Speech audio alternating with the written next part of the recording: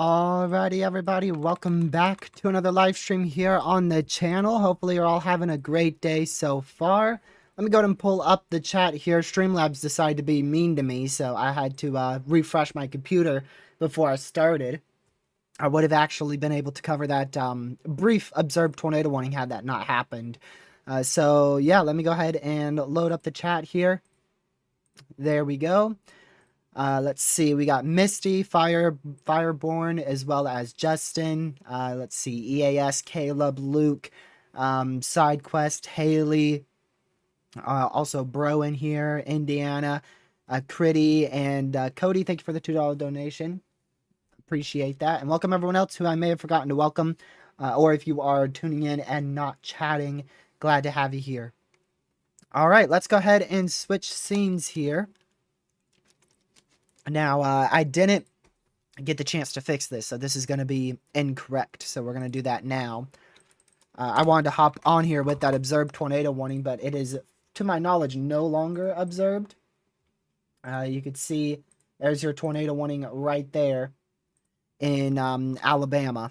So let me go ahead and do this, and I actually have to go here. There we go. There you go. So we just recently had a observed tornado warning here.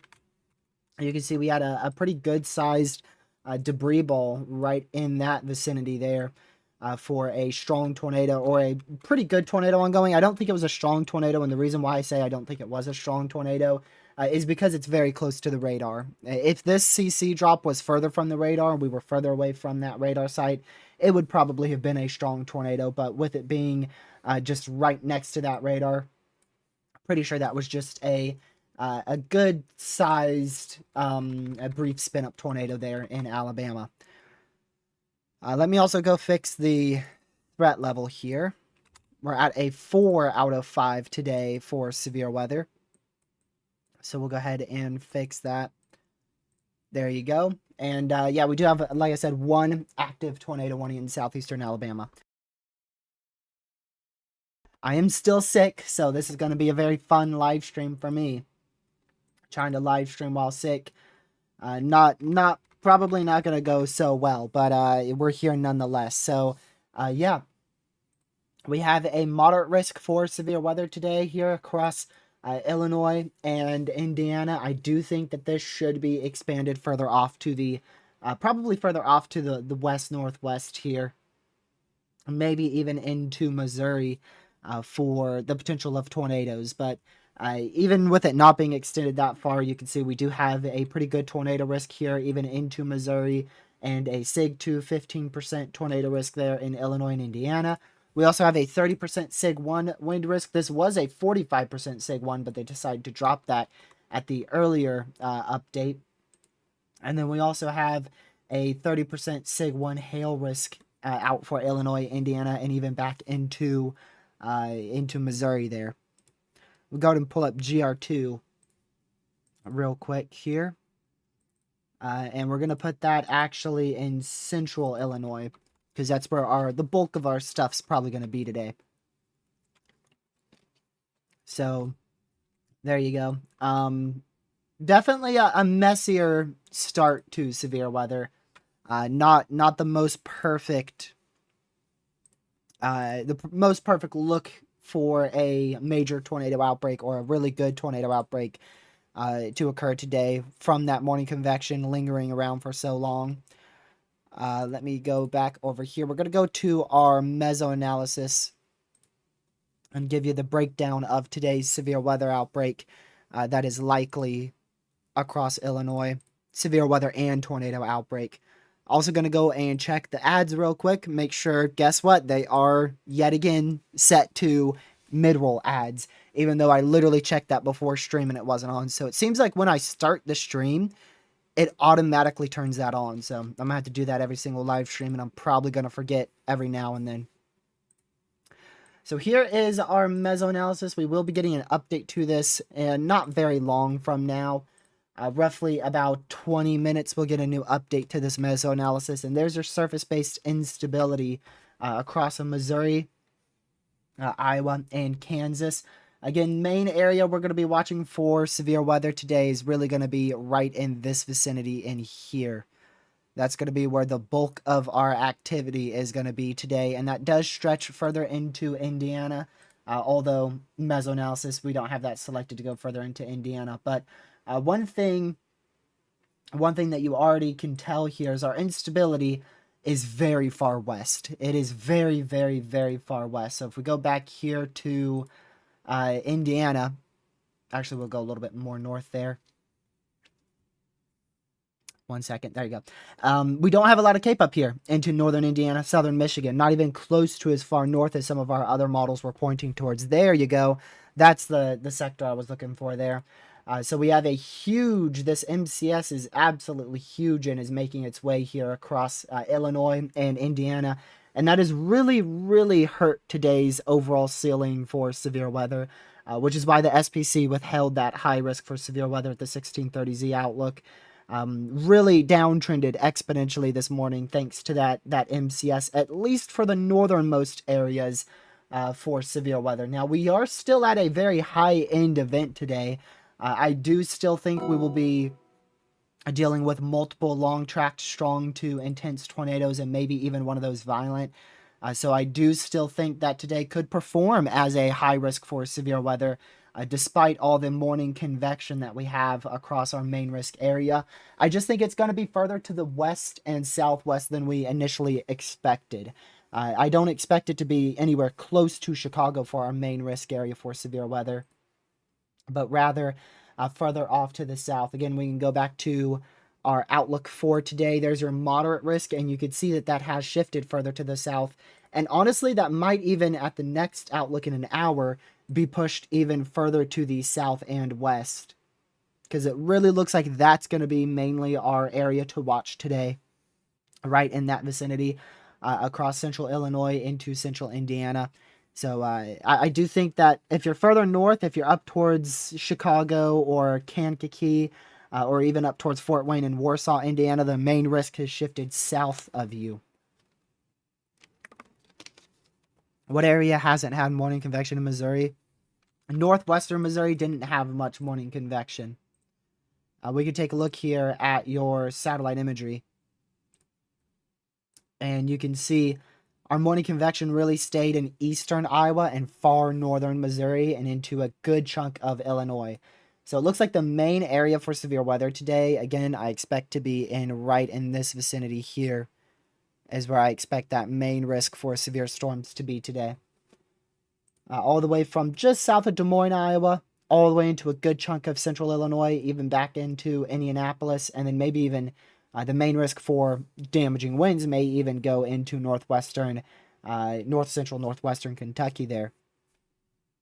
But yeah, this look, a very good look. It is a very, very good look. This is definitely the type of look that you see before a major tornado outbreak, at least in June, when you have all this clearing and large CU building here. Now, I can tell you, this morning convection in front is typically not what you see as much. So this is definitely a big sign for a huge severe weather day for Illinois. Not so much, as well as northeastern Missouri. Not so much into Indiana.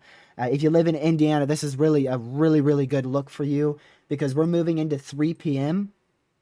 and you still have a huge blanket of thick cloud cover over the entire state, and that MCS is rolling through. So this is a very good look if you live in central and eastern Indiana.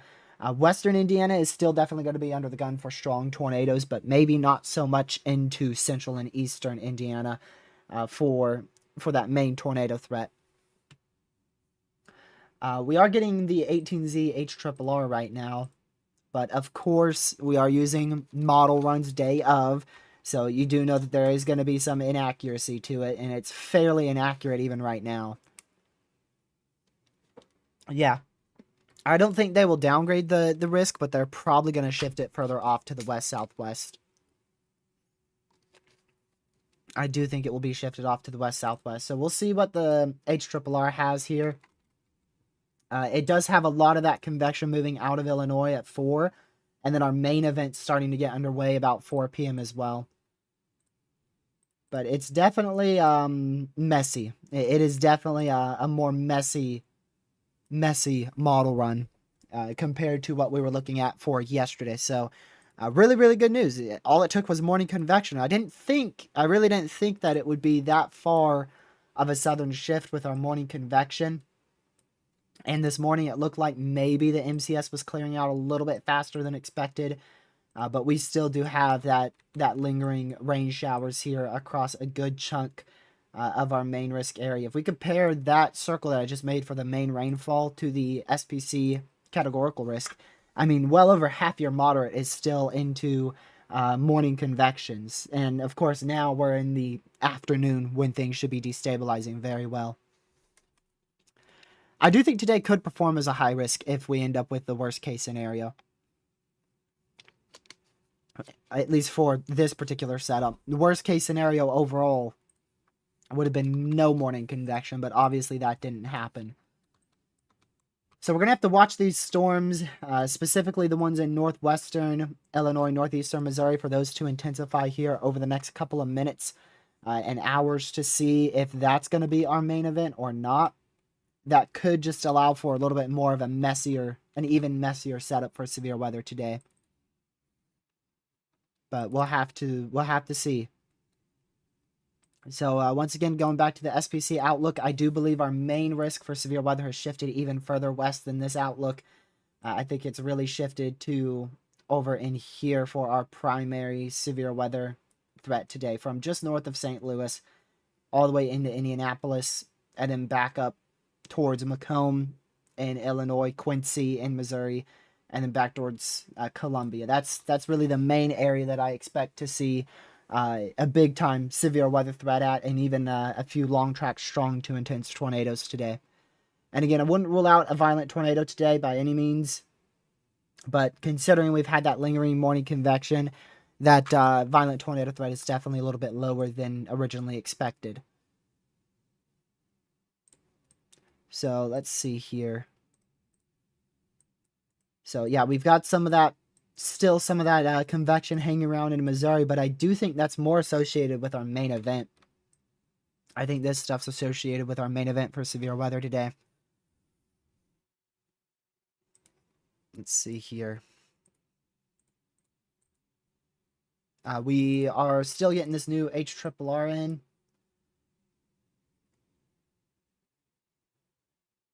And we'll see what mesoanalysis has here in about 20 minutes.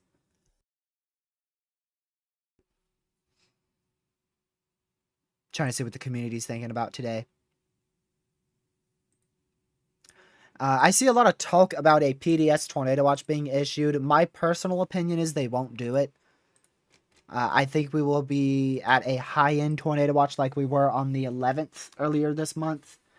But I don't think we'll be at a PDS watch. But you could see here, I mean, we could still see verification as a high risk here on the border of Illinois and Indiana and in central Illinois here. But of course, this is a bit more messy.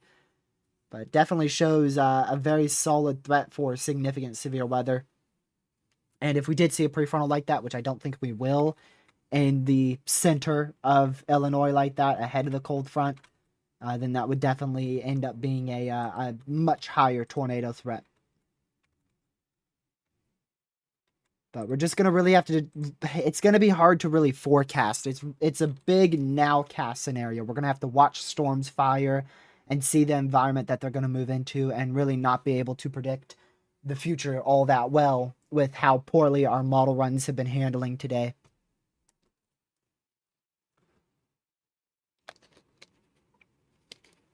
I mean, a PDS watch could happen, but I personally don't see it. I really don't see it today. So, did today downtrend? Yeah. Yeah, I would say it did. We're definitely not going to be anywhere close to the event we were thinking yesterday for today. And it really shifted far to the south, too, which is exactly what June 11th did. The main risk shifted very far south, so we'll have to... I have to wait and see what the SPC does here for their tornado watch, which we should be getting in about an hour. 1 or 2 tornado watches will be issued. See if I can show you all that mesoscale discussion right there. So there's your primary tornado watch today. Still, EF4 tornadoes possible today. So, like I said, I don't expect any downgrades from the SPC. We won't be seeing any downgrades from what I understand. But you could also see how far to the southwest that mesoscale discussion goes. It goes all the way into Kansas City, Missouri for the primary tornado threat, which is actually in the 2% and even some of those areas in not even a 2% tornado risk for today. So we'll probably end up with a high-end tornado watch or a PDS tornado watch in this area. And then we'll probably end up with a good mid-tier tornado watch back out here towards Kansas City. And maybe even into the first few counties of far eastern Kansas.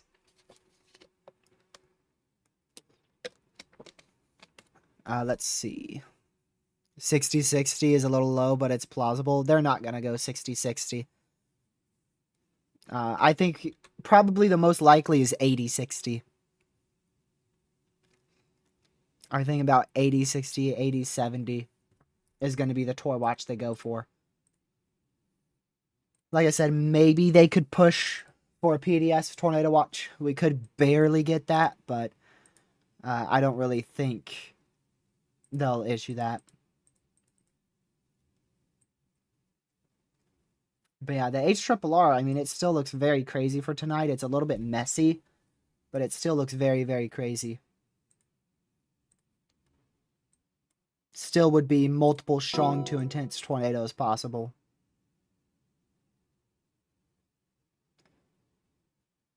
Yeah, St. Louis is going to be very, very close to the primary corridor for tornadoes today. You guys are like right on that edge of the primary tornado threat. A new flash flood warning has been issued. The MD is already out. Severe weather alert. The MD is already out for the main. A new flash flood risk. warning has been issued. Man, not the flood warnings again. Yeah, and no more tornado warning here in Alabama, so that's good.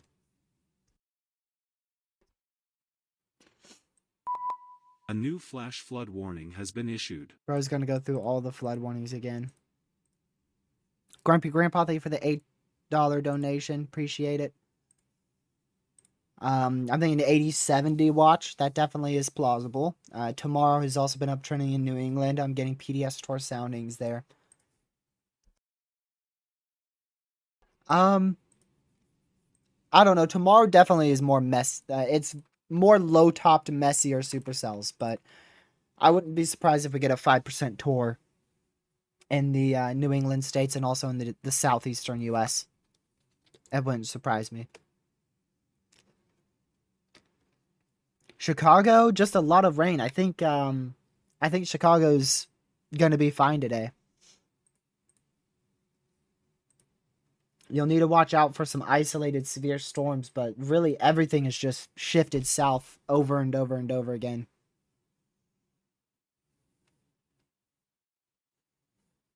So, like, if you're on that northern side up in here, that severe threat is actively downtrended back up for northwestern Indiana, northern Illinois.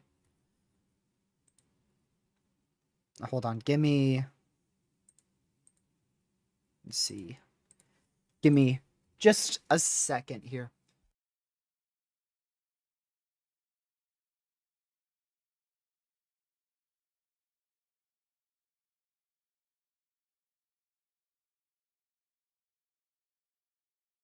Man, this sickness did not get better overnight, I tell ya.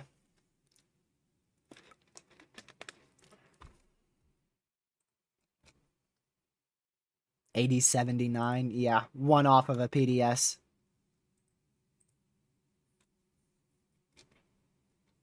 Yeah, so that tornado warning, it has expired. I don't know why it still has it on the overlay. Actually, I know exactly why. It's because they canceled it. There was a tornado warning, but they full on canceled it, so it shouldn't be up there, but it is up there. But there was a tornado warning down here in Alabama, but there no longer is. It's glitched up there.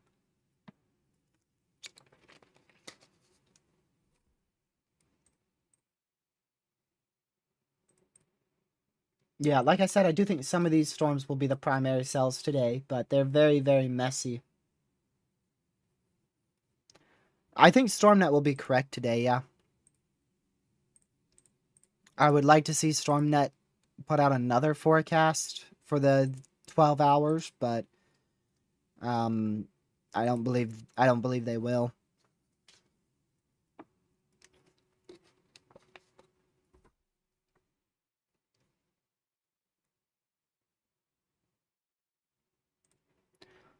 Let's see here.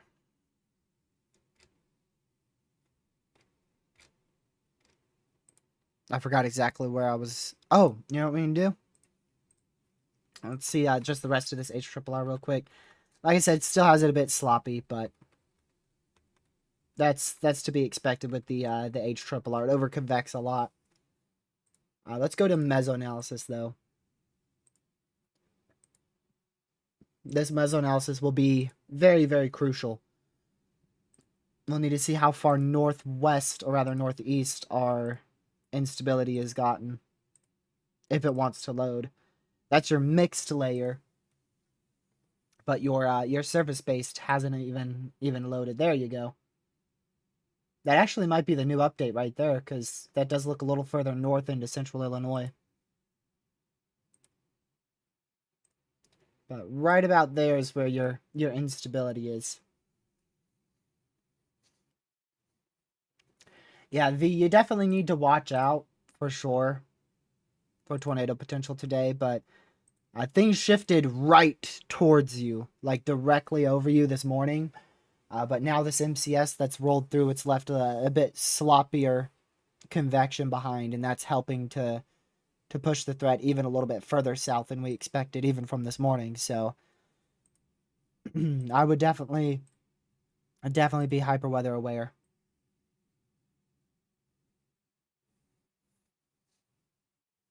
But yeah, you could see some of our main storms trying to fire up in here, but there's no cape.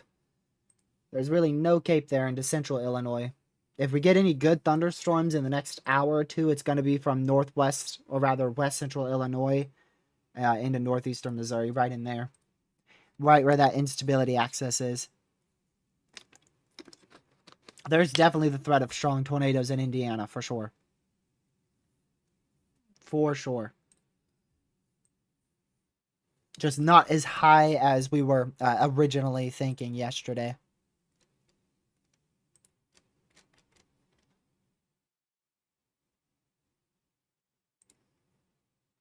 Yeah, so we'll wait for this next mesoanalysis to come out. Keep an eye on radar, and we get another SPC outlook here in 50 minutes.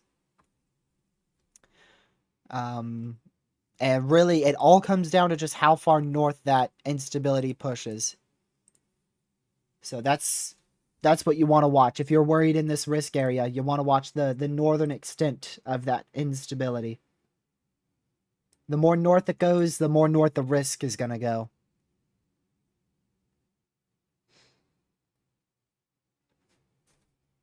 And right now, that primary corridor for instability is back here. I think all of your risk has lowered, V. The hail, tor, and wind is all lowering.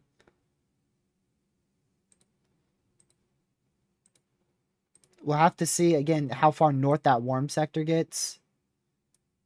Like this particular run, the HRRR, it does have a supercell randomly in northwestern Indiana, but the bulk of the worst storms stay down in this area. Southern Illinois, central to southern Illinois, northern, northeastern Missouri, central Missouri, even into eastern Kansas.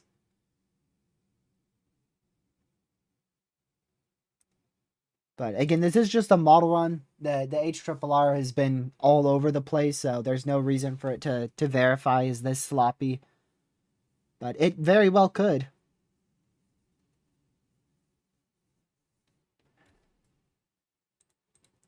Hopefully it verifies is that sloppy of a risk. Really, if this were to verify, the primary corridor once again would be right on the border of Indiana, Illinois, back into Missouri.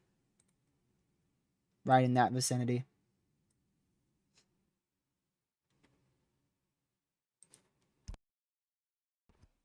Man. The HRRR, it didn't initiate that bad. It definitely hasn't initiated that bad. But it's definitely a better idea to start using satellite and mesoanalysis to determine today's primary risk area. And that's why we're going to have to just watch it very, very closely. And it looks like that is your new mesoanalysis. And I will say that's pretty good news because it doesn't look like it moved all that much to the north-northeast. We'll have to give it another 5 minutes to make sure that's your new one. But at the top right, just off your screen, it says 19Z, which is now.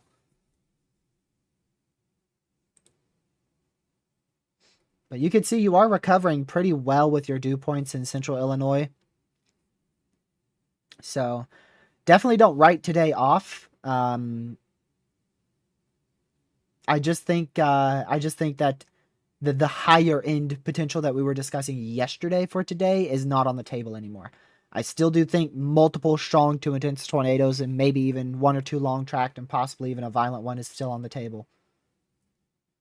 So I still think that the SPC having that 15 sig 2 tor is very much needed. They just may extend that sig tor risk. The 10% might go a little bit more to the southwest, 15% might go a bit more to the southwest, and we might lose a little bit more the northern side of that risk.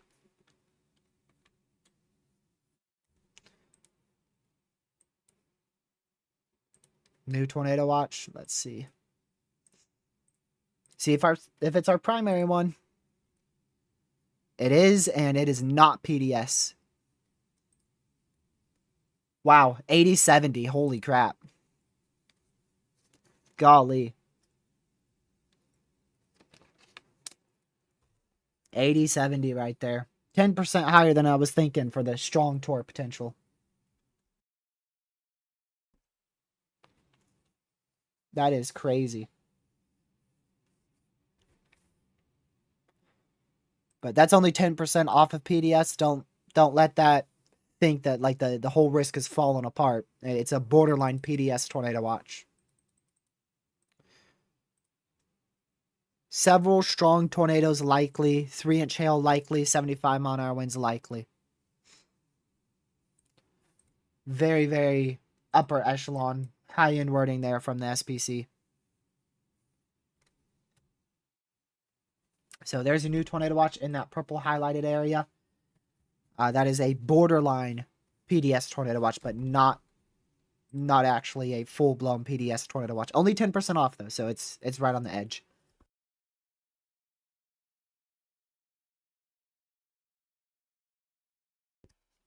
Sorry, I have to keep on turning off my camera. I'm not going to be able to survive this live stream, y'all. This sickness is not fun.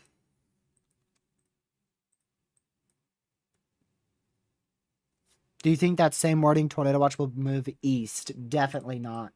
Nope. That's our main tornado watch right there.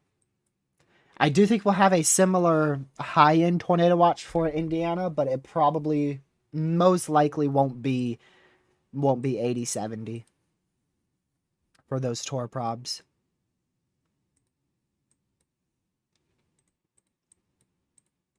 So I don't think we'll see a 80-70 into Western Indiana. But Indiana, y'all's tornado watch will probably be later. Probably closer to like 5 p.m. As storms start to get closer to Western Indiana, that's when that watch will be out. It looks like the primary risk starts in Indiana about 5 p.m. About 2 hours from now.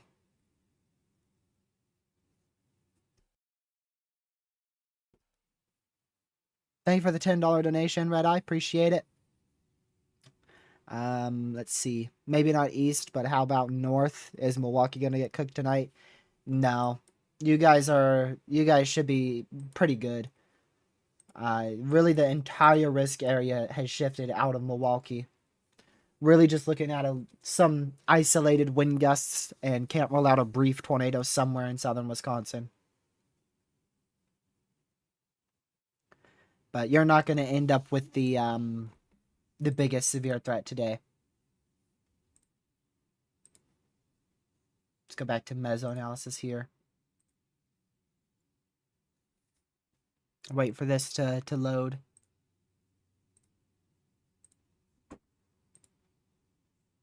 Yeah, so that's 19Z. And I mean, look how little your warm front has moved in Missouri in the last 2 hours. It's barely even moved. If you mark that, this is now, and that was 2 hours ago. It's barely moved at all.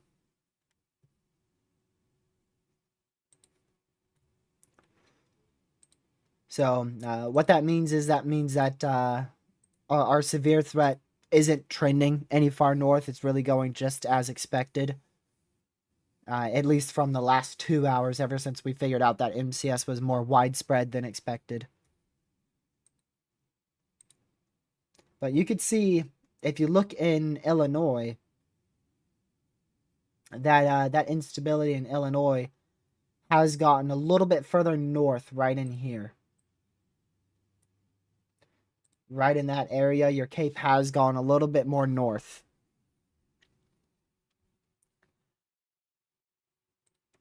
So, yeah, it's trying to recover. It's trying to recover. It is June, so that's one of the most favorable months for rapid recovery of warm sectors. But even with it being June, I don't know. But yeah, look at all those storms in Illinois. Like I said, they're all firing in that elevated environment, so none of them are really a big concern for severe weather. Maybe just some small hail there, possible.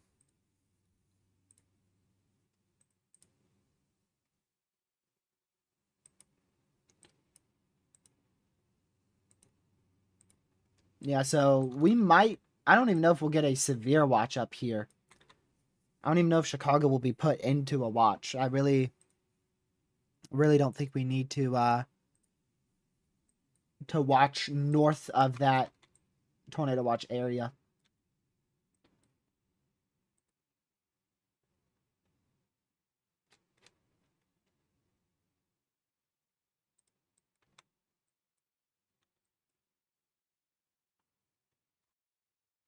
Observed sounding.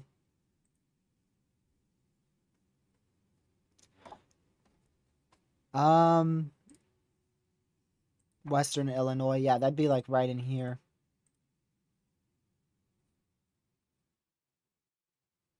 Yeah, maybe I might have pulled it a little too far south, but roughly, it's a good environment. It's a good environment. It's just a question on how far east it gets. That's what it's going to come down to. It's got to get more to the east and recover a bit quicker.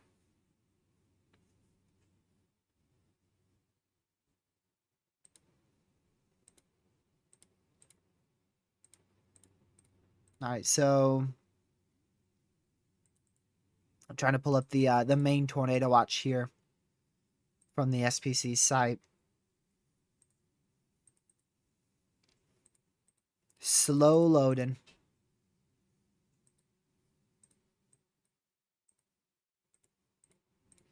We could just do it here. Oh, apparently it's not even up yet. Yeah, but you could see several tornadoes, a couple intense tornadoes likely. So that's several tornadoes, a couple EF3 plus tornadoes likely. Scattered damaging winds and isolated significant gusts to 75 miles per hour likely. And large hail to isolated very large hail events to 3 inches in diameter likely.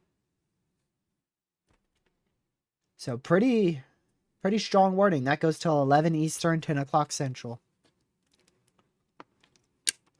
So a very long duration tornado watch. 7 hours, 40 minutes.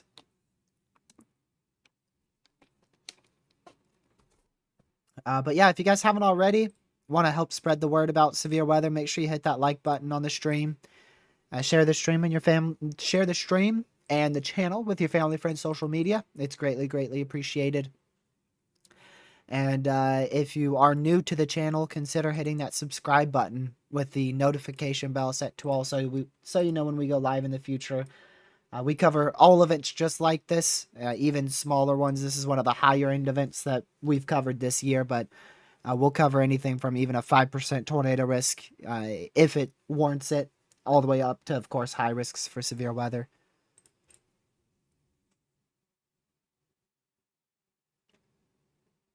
Is a high off the table? Yeah. Yeah, if we were to get a high risk, it would have been at 1630Z. So no high risk today, but don't let that make you think today's not going to be impactful. It's going to be a very impactful day. It just may not be the higher end event that some were talking about yesterday. And we knew it was possible for it to downtrend, but it's not like the whole risk has fallen apart and nothing's going to happen. We're still likely going to get a few strong tornadoes and maybe 1 or 2 violent tornadoes today. Intense to violent. So at the moment, we're watching this cluster of severe storms here, or cluster of strong storms. They're not severe. We're going to have to watch those to see where they move off to. Right now, they're moving due east. So that tells me like this one in Macomb probably won't be a big issue, because that's going to be moving out of the main warm sector. So we'll have to watch these a little bit more.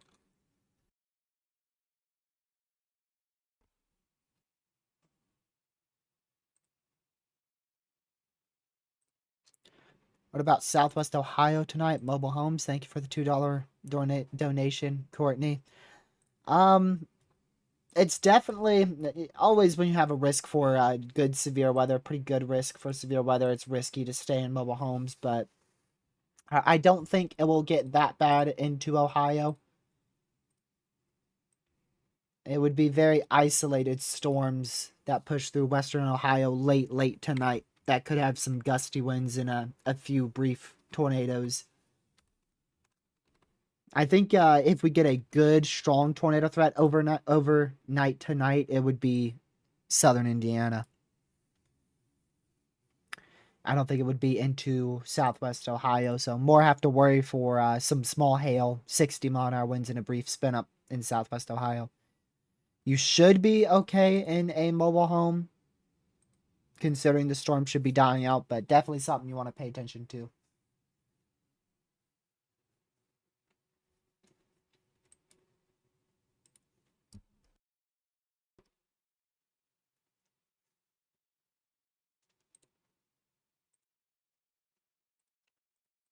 Thoughts on St. Louis? I do think storms are going to be starting to die out when they hit St. Louis.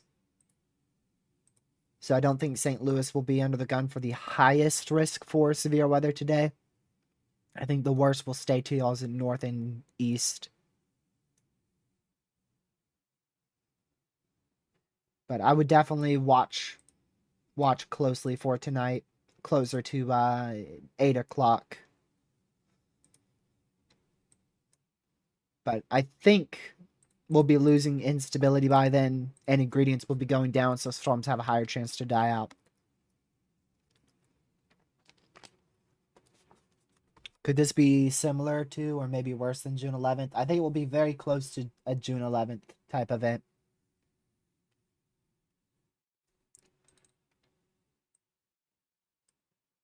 I think it will be very, very close to that.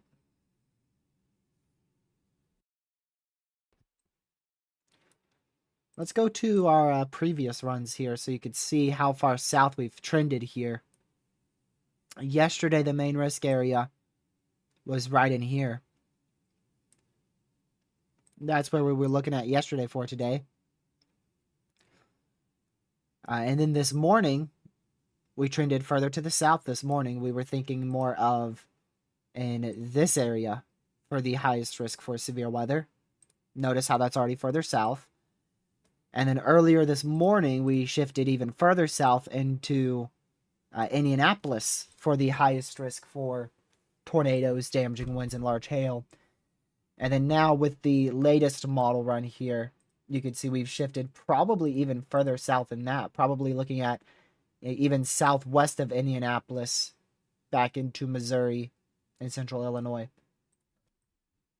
Of course, that's just one frame and a few runs, but generally just to see how we've trended from a northern Indiana event to a almost west central southwest Indiana and mainly Illinois event.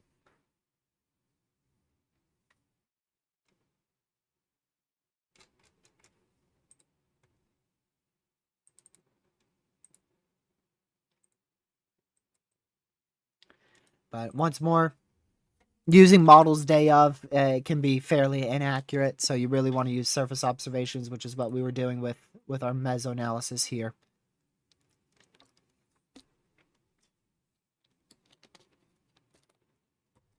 Yeah, supercells are going to be probably a bit more spaced out. We could get instances of them being clustered, but not everybody's going to be getting a strong... A new flash flood warning has been issued. Not everyone's going to be getting a strong to violent tornado today, that's for sure. They're going to be a little bit more spaced out. You can see on this particular run, they're more spaced out here. So some people could get like the northern end of the supercell, which is just some rain, maybe small hail. A new flash flood warning. And others could actually get the main tornado part of it. So I do think there's a chance like supercells split over Indianapolis or split over western Indiana and stay more south towards southeastern Illinois, southwestern Indiana.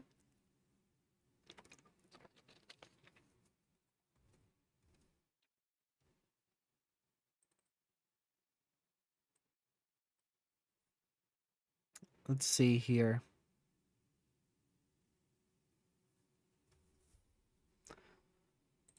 I'm going to go ahead and check real quick.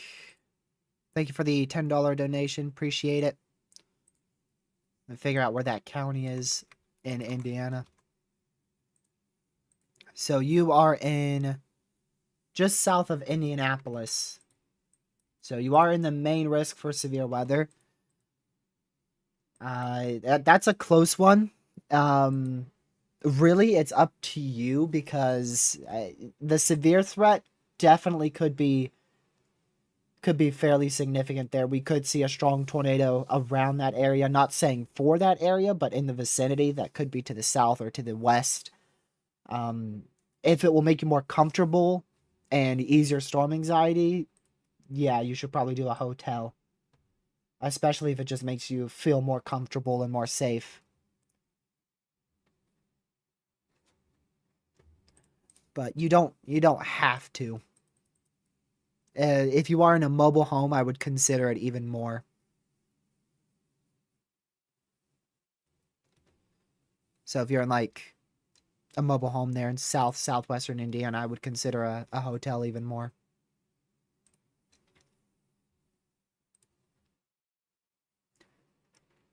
Let's see. Martinsville, Indiana, same ordeal. If it makes you feel more comfortable, get a hotel and make sure to stay hyper weather aware. But you're definitely in the risk for also strong plus tornadoes.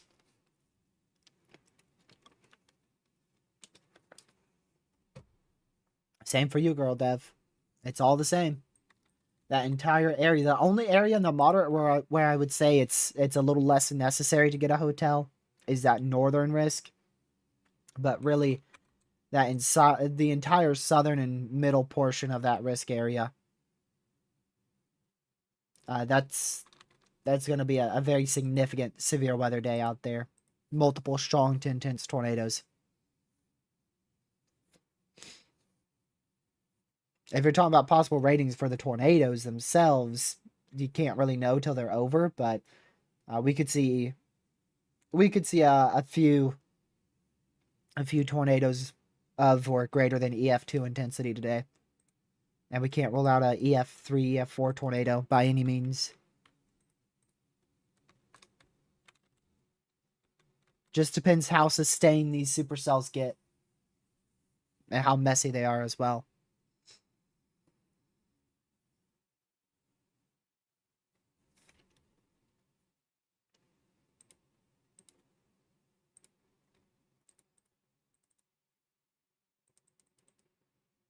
I can't believe the first tornado warning today was Alabama.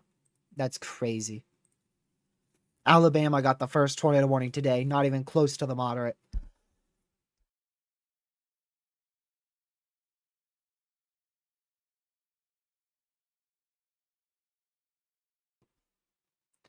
It is not fun being sick, let me tell you.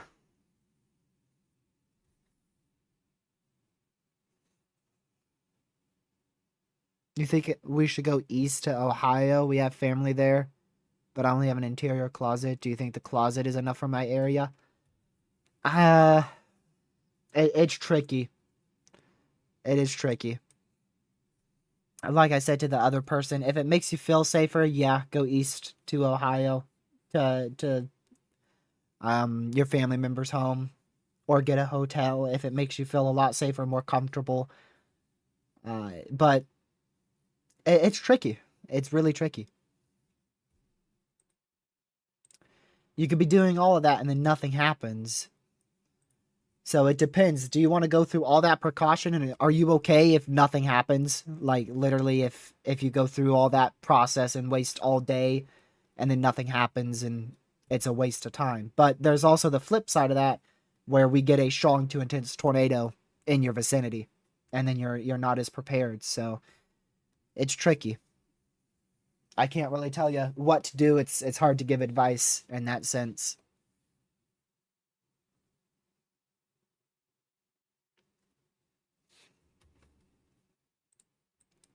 I don't want to make you go and waste a bunch of money for an event that could do nothing. But then again, I don't want you to feel like you're not safe if you end up in a tornado warning.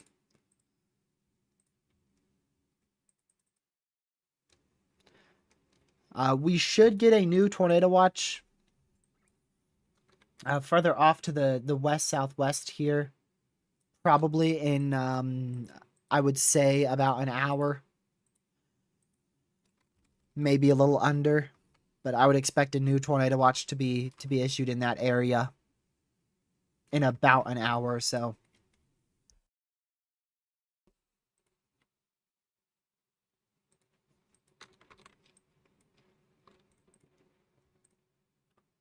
We'll refresh our mesoanalysis again.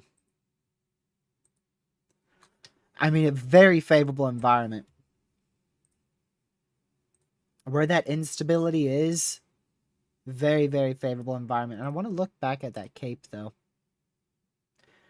I mean, once those storms get into that instability there, these cells in west central Illinois, they should be able to intensify.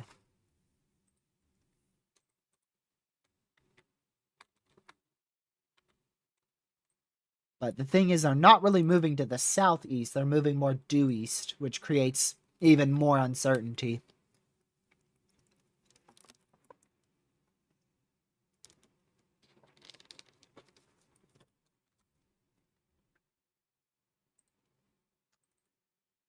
So we'll see how it goes. Like I said, there's a chance we don't get anything too crazy today, but you don't want to risk it. And there we go. We just got a new watch.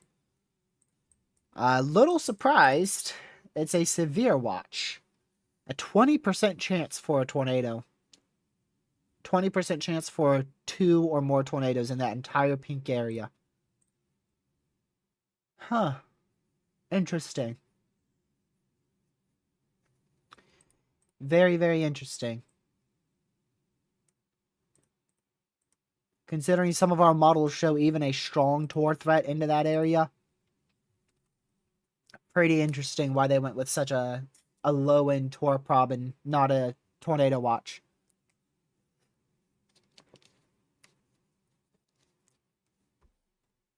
Yeah, this is the type of day where you do want to... The stronger your shelter, the better odds of your survival are going to be. So that's why, like, a lot of people who are in Tornado Alley, and now even people who live in the Midwest and the Deep South are investing even more and more in above-ground tornado shelters that can withstand EF3, EF4 tornadoes. Because you really don't... You don't want to be caught in a closet in the most interior room of a weak house during a EF3 plus tornado.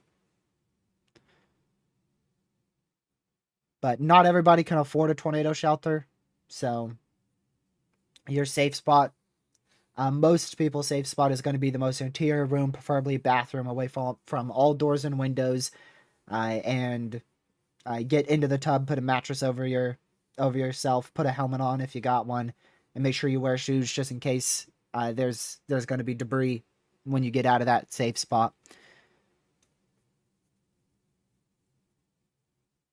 But that's one of the weaker tornado shelters, you know. If you don't have a basement, if you don't have a storm shelter, if you don't have a very low underground basement or an underground storm shelter, above ground storm shelter, that's what you want to do. You want to get in the most interior room away from doors and windows. And of course, if you're in a mobile home, you want to do what some of you guys in chat were talking about, getting a hotel. Whether or not a tornado hits you, at least it helps with your anxiety if you get a hotel. And I will say this too, not all hotels are extremely sturdy, so make sure you're picking at least a decent looking sturdy hotel. And if a tornado warning is issued, don't go to like the top level of the hotel. You want to be in the lobby, lower level. But honestly, like, almost anything is better than a mobile home. Just about anything.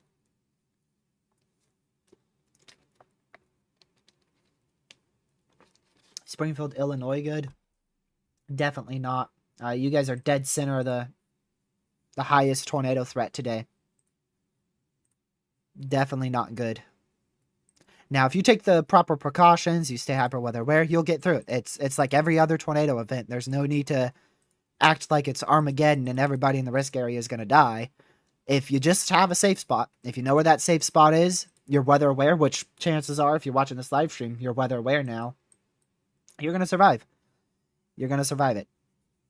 As long that is what you really just be hyper weather aware and you'll survive.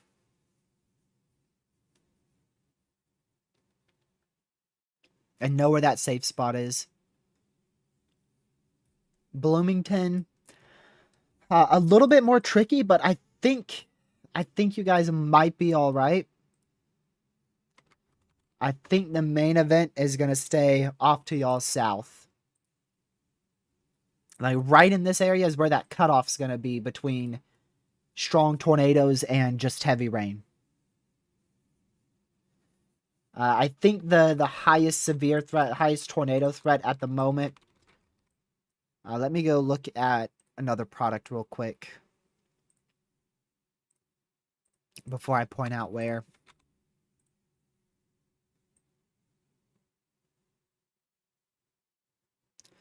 Yeah, it looks like probably the highest tornado threat today for strong to intense tornadoes, maybe even one violent, probably is going to be focused right in this area. Right down there. And that's well removed from Bloomington. And that peak tornado threat, by the way, your peak tornado threat doesn't begin until probably 7 o'clock. Probably looking around 6 o'clock, right around there, for your peak tornado threat.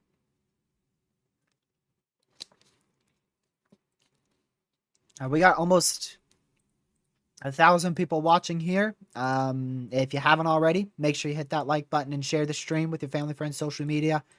Help get the word out about today's severe weather threat, especially if you know anybody inside this orange and red highlighted zone. And if you are new to the channel, consider hitting that subscribe button with the notification bell set to all, so you know when we go live for future severe weather outbreaks and tornado events. We cover anything from hurricanes to blizzards to tornado outbreaks, and even tsunamis, and sometimes even earthquakes too. So, but the bulk of what we cover is going to be big tornado threats. Big tornado threats and hurricanes is what we cover the most.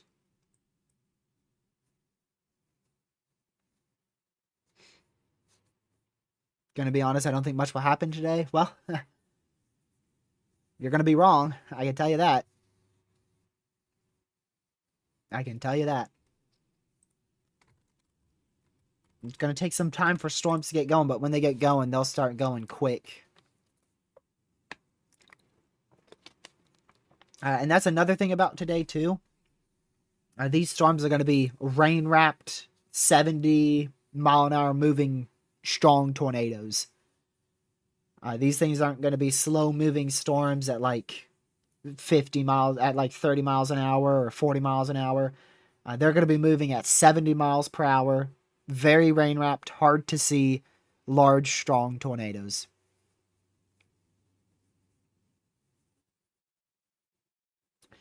Martinsville, Indiana. Like I said, you're in that area where I would want to be hyper weather aware in. Make sure you know where your safe spot is, and prepare for a good tornado threat to roll through.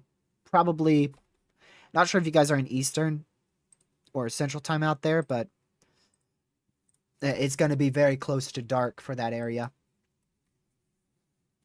Probably close to about 9 Eastern.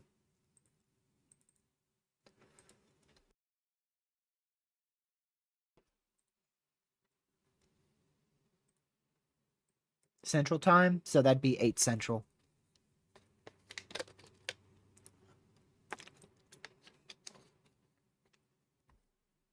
Cape is overrated? Yeah, definitely not. If today does underperform substantially, it would be because Cape didn't get high enough and far enough east. That would probably be the main reason why. There's a few other small things, like your storm mode can prevent at least some of the tornado threat today. Your lower level lapse rates might prevent some of the tor threat as well. Those lower level lapse rates very, very low. But overall, I do think it's going to be a big day for tornadoes, damaging winds, and large hail.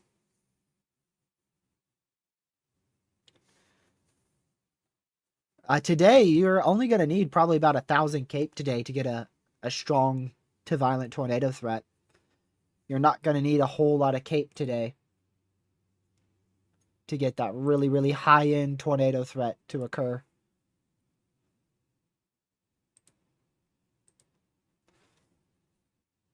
At least from what I could tell. And I mean, your cape here in central Illinois, I mean, it's already pushing 1,000 out here. Or rather, pushing 500. I think this is the 1,000 line. There you go. And look at that.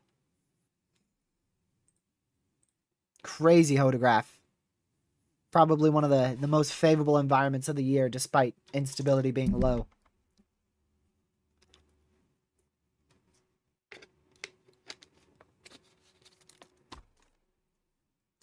We get a new SPC outlook here in 15 minutes. I don't expect any major changes. Probably the only big change we'll see is this expansion of that 10 sig to the southwest and that 15 sig to the southwest, and maybe an expansion of that 15 sig to the southwest. So we might just see our outlook might just shift southwest. I don't think we'll have any huge changes.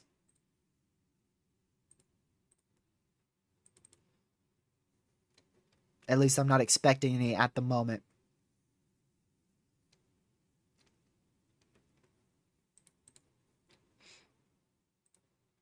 Crazy loud thunder over me. Yeah, that's the morning MCS rolling through.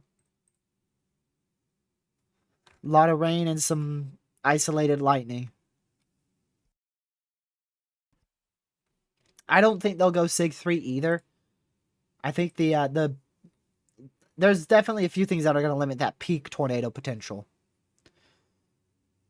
Lower level lapse rates not being that high, cape not being that high, storm mode being a bit messy, morning convection lingering, some cool pooling, and probably some other issues. Maybe even some dry air in the mid levels. There's definitely some things that could limit that highest end tornado potential. I think a 15 sig 2 is what they'll keep. What time am I done? Man.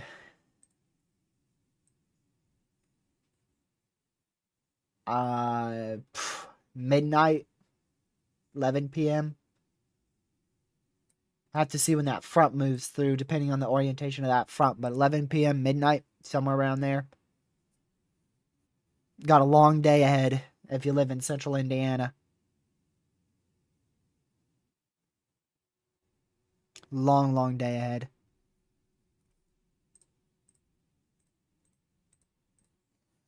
So I have to watch these storms here as they start to intensify. Very, very slowly intensify. They're moving due east again, which is definitely interesting. We're going to need that cold front to push through a little bit more to start getting these storms to move a little bit more southeast. But generally, east-southeast is going to be the movement of these storms. I can tell you this. I can tell you one thing here. The more these storms just move east like this, the more this area is just going to keep destabilizing. That's what's going to happen. If these storms just keep moving east, that warm sector is going to keep going north, and that warm sector is going to get stronger and stronger and stronger.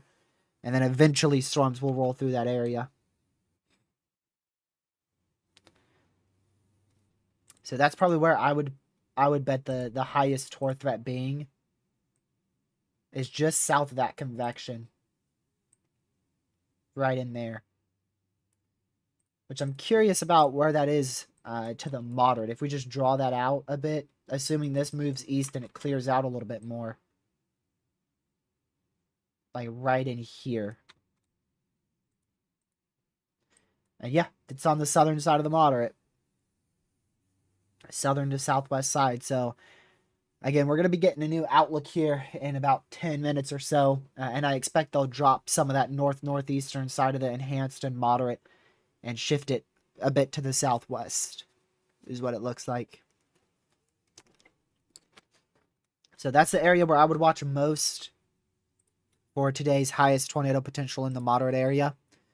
I would be watching the corridor here from roughly around Springfield, Bloomington, roughly right around in here, all the way until like Greencastle, Crawfordsville, right in there. That looks to be where the highest tor risk could end up being. The absolute highest. Like, we're talking about if they were to go Sig 3 tor, that's where it would be highest. That's where I think our absolute peak tor threat's going to be. Might be a little bit further south. Might be a little bit further north. We'll just have to see. Might be a little bit further west, east, south. Could be a little bit further in any direction, but it's just roughly that area is what I'm seeing right now. We go to the HRRR, see what that has for this area. And look at that. These are your updraft tracks, which are strong thunderstorms. And you can see the HRRR is a little bit further south with that primary threat. A little bit further off to the south. Now, some of these back here near Quincy, those could actually just be hail tracks, not actually like tornado tracks there.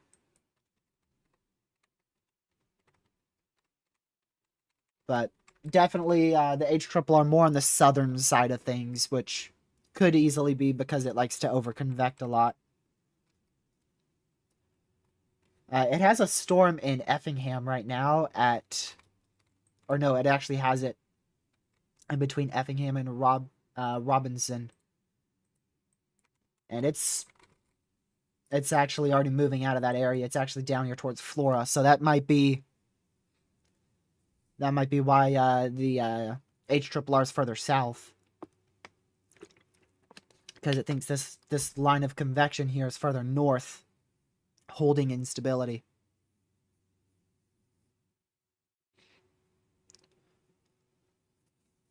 Thank you for the $2 donation. Do you think it will go Sig 3? I do not. And let me see. As for that area in Michigan. Michigan here. You are in southern Michigan, so if we do get any type of severe thunderstorms in Michigan, it'd probably be on the southern side. Real quick, y'all, I apologize for this break, but I'm going to take a very brief break to go get me some more stuff so that way I don't sound horrible during this live stream. Give me just 2 minutes, and I will be right back.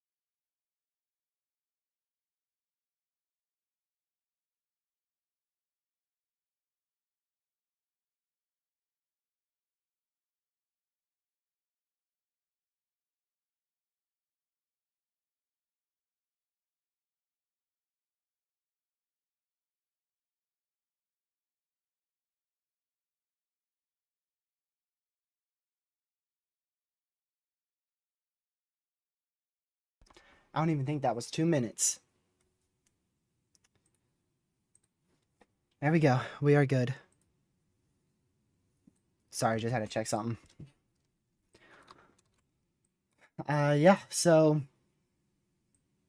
we're approaching 4 p.m. That's when our main storm should get going. And we're really just going to have to figure out exactly where those are. According to some model runs, it really looks like these aren't going to be the main event. It's going to be if anything can fire down in here. And that starts closer to 5.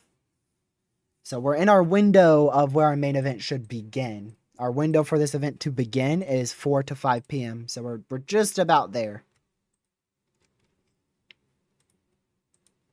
Just about there for the beginning of our event. Yep, new SPC outlook in about 5 minutes.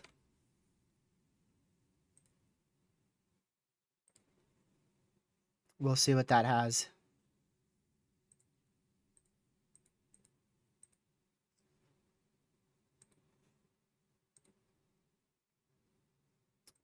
Also, the SPC will be going live on YouTube for a quick briefing. Meteorologist Chris, I almost say Chris Boyles, meteorologist Evan Bentley, I believe. Evan Bentley will be going live on the NWS SPC YouTube channel for a quick briefing.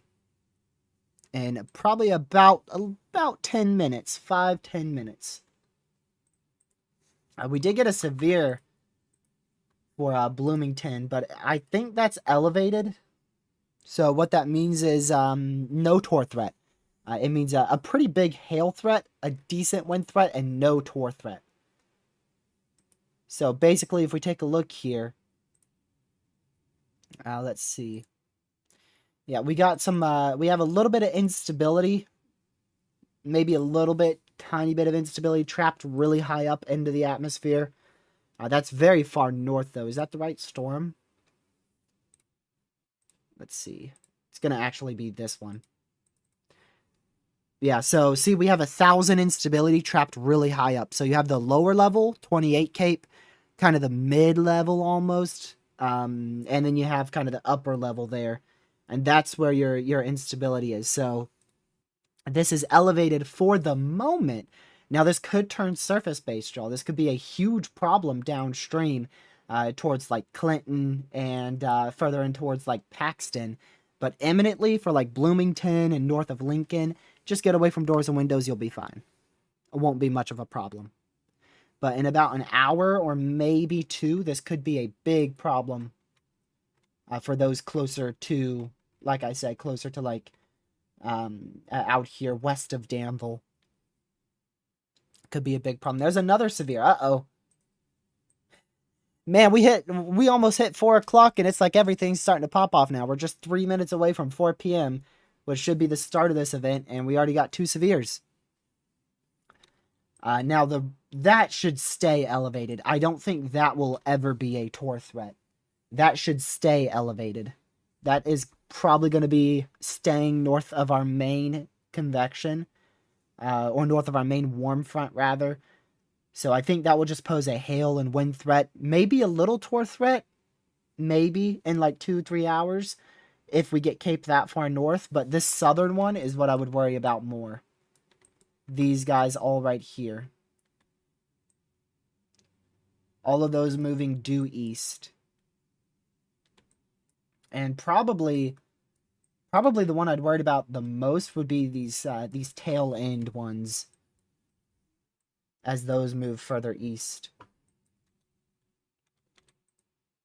So you could see, I mean, that's right in the moderate risk area right now. That severe storm is already in the moderate, so that is that's going to be firing right in our favorable environment.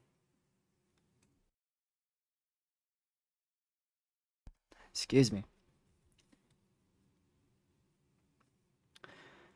How's it looking? A little bit messier and not as high end as what we were thinking yesterday, but I still do think today's well worth a moderate risk.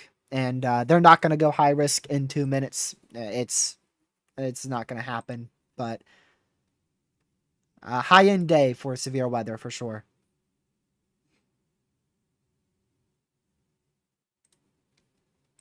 Yeah, these severe warnings are very long. That's because this one in particular is moving at 60 miles an hour. And some storms can move as fast as 80 miles per hour today. So these things are going to be running in a very, very big hurry. And that's why today could have long track tornadoes. Because think about it. If your storm is traveling at 80 miles per hour producing a tornado versus a storm producing a tornado at 30 miles per hour, which one's going to travel further if the tornado stays on the ground for the same amount of time? Well, if you're moving at 80 miles per hour, you can cover more distance with a 5-minute tornado than if you're moving 30 miles per hour with a 5-minute tornado. So that's why today we could see long track tornadoes as well. Simply just because of how fast these storms are moving. Thermal boundary on mesoanalysis, yeah. Yeah, it's some sort of boundary. I'm not sure exactly what it could be. It could be the outflow boundary from the remnant MCS. It could even be the warm front, or it could be partially a thermal heating boundary as well. But yeah, see those far southern storms right there? If we go back to, let's see, let's go to here actually. See this cluster right there. That's the cluster I'm worried about. Because if we go back to Cape, look where it is.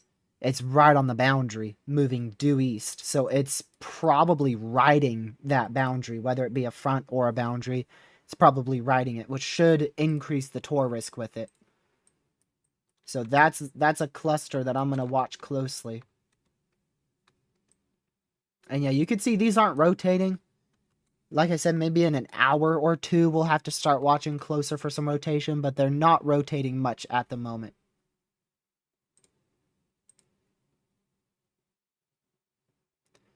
They're not rotating much at all.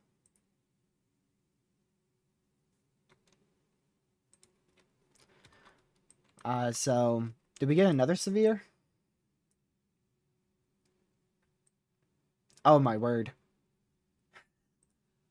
Look at bro. Wow. That has got to be one of the most northeast severe warnings ever. Look how far that is. That is the Canadian and US border right there. This is in northeast Maine. That is crazy. That is very, very far northeast. That's wild. We also have a tropical storm that's made landfall now, by the way, for those who aren't aware of that. Tropical storm Arthur made landfall with, I believe, a millibar around 999 and wind speed sustained at 45 miles per hour earlier this afternoon in southeastern Texas. Not a very organized tropical storm, but it is a tropical storm nonetheless, and the bulk of the impacts will actually be focused on the eastern side of this tropical storm, where we could see upwards of a foot of rainfall in isolated spots. So just wanted to mention Arthur down there. That's the first tropical storm of the Atlantic hurricane season, and it's already made landfall and is very disorganized and full of wind shear. Very, very brief tropical storm.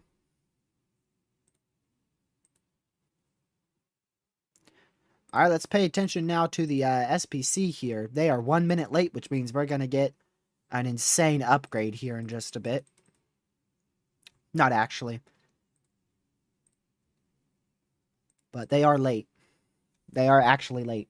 I can't say they're not going to, but there's a very high chance they don't upgrade any Tor prob or to SIG 3.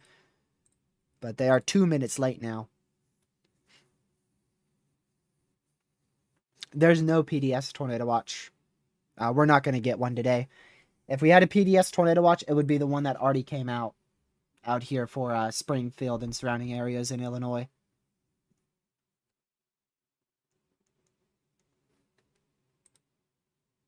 But yeah, that SPC Outlook should be out any second.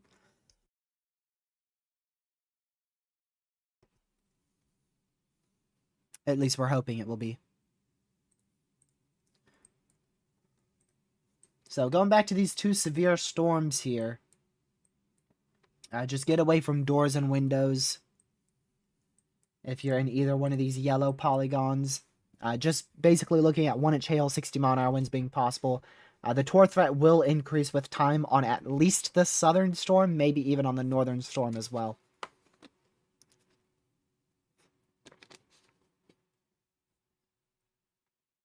I do think that northern storm's not going to pose too high of a tor threat through its whole lifespan. If it does, it would be very, very late, like 2-3 hours. If we can get that cape further up to the north.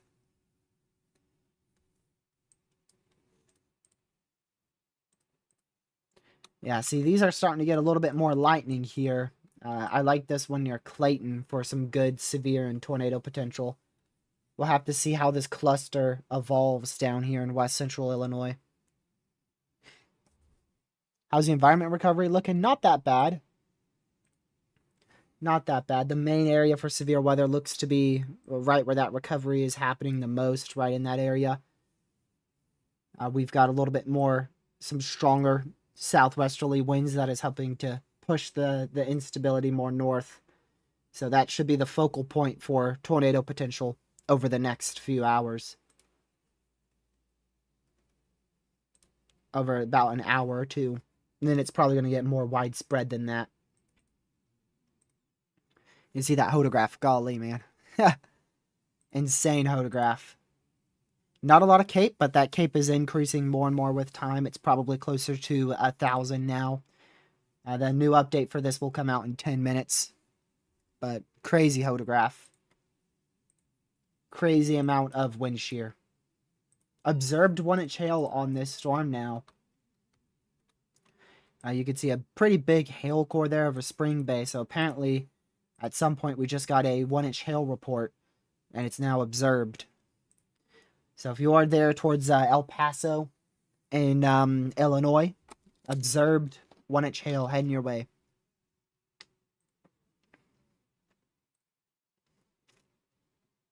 And again, you don't have to take too many precautions. Just simply stay away from doors and windows, and you'll be good. It's not a tornado warning or anything like that. You will be fine. As long as you're not outside. There's the SPC outlook. Yep, and it's a thin moderate now. It's a thin moderate. There's a moderate like right in here.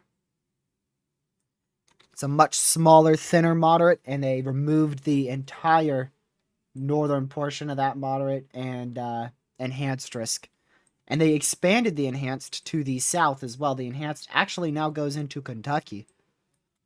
So Louisville, if you're watching from Louisville, Kentucky, I believe you're in the enhanced now for severe weather. Which is crazy considering yesterday, I believe you were in the marginal.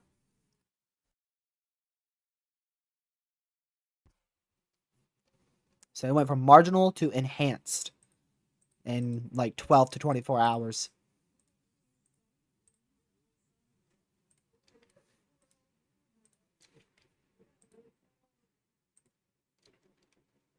Hold on, y'all. I gotta go through all this stuff real quick. There we go. Give me just a second.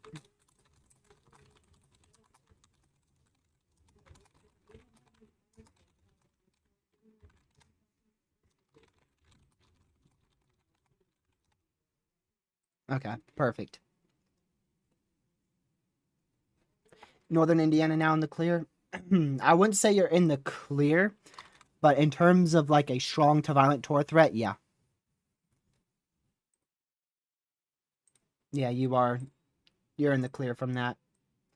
I wouldn't rule out a brief tornado or two still. 60-mile-an-hour winds and 1-inch hail up there.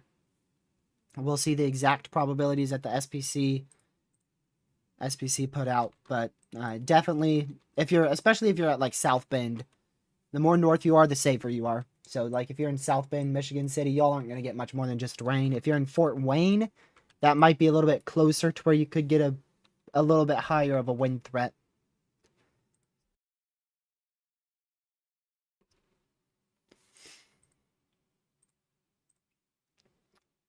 Let's see here.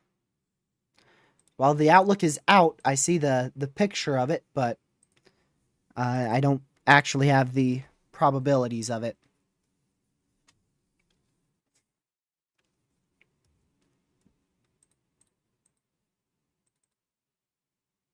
I'm assuming they kept it 15 sig too, because it'd be wild if they got rid of the sig 2, and it'd also be wild if they upgraded as well to sig 3. Yeah, there is definitely some changes.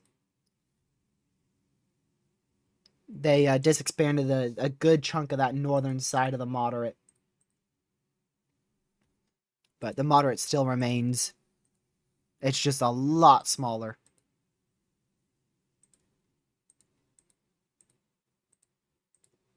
Too many people be trying to get to the SPC site right now, so it's slow.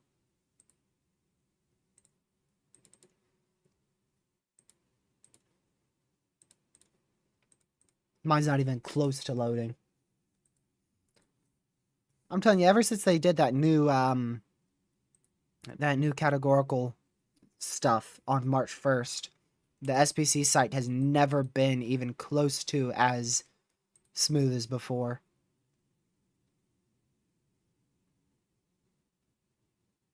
Well, I got the categorical to load, so there's that. So Indianapolis is still in it. Springfield, you're still in it. Basically, right in that corridor where I was talking about. Right in that corridor where I circled. And there's the Tor threat. Doesn't it look great?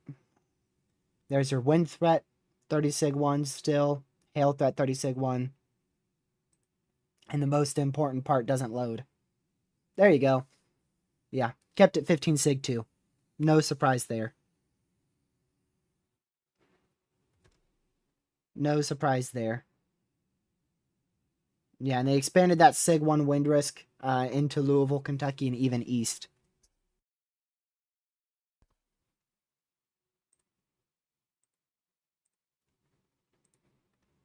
But there is your outlook.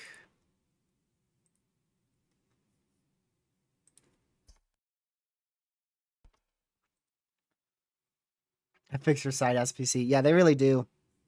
They need to figure out how to make it quicker, not as laggy and slow.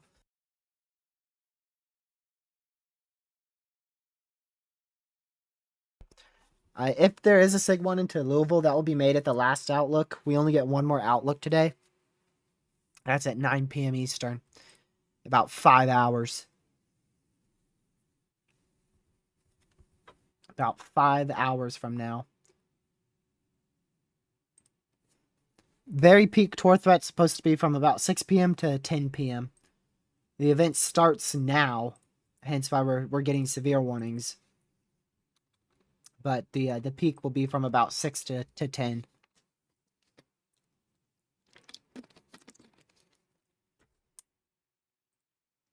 Yeah, so there's a new SPC outlook. And they really did put it like right where I was circling earlier. I was circling like right in here. I mean, that's like pretty much right where we were talking about. So like I said, Indianapolis still in that. Springfield still in that. But thankfully a lot smaller.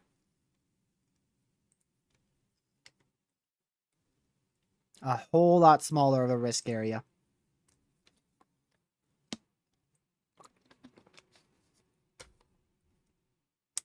Now we get the meso analysis here, which is just as important.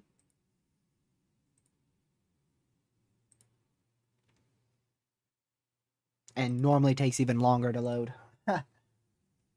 Normally takes even longer to load than the SPC.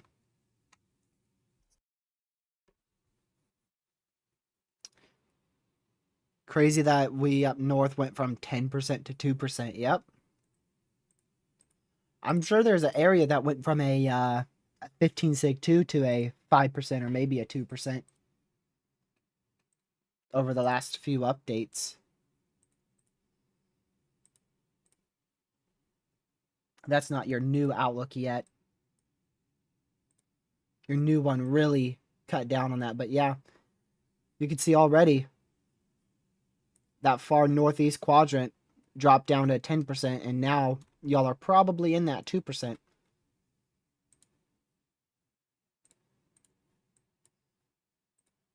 It would be very close.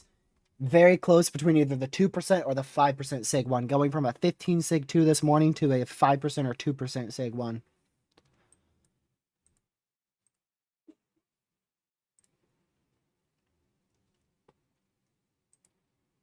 That's what that's what MCS in the morning will do for you.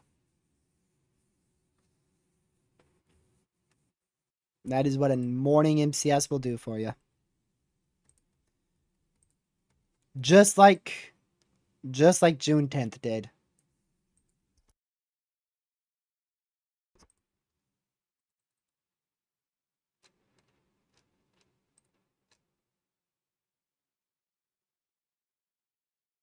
See what I just sent you?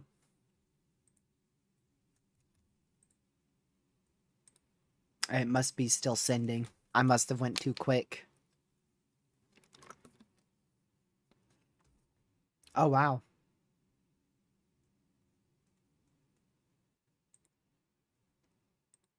That's crazy.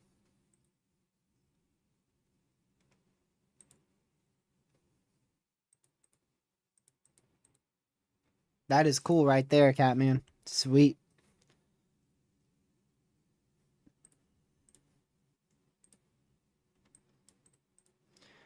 Yeah, these storms again. I feel like they're gonna be the main ones to keep an eye on here as they move to the east, maybe southeast.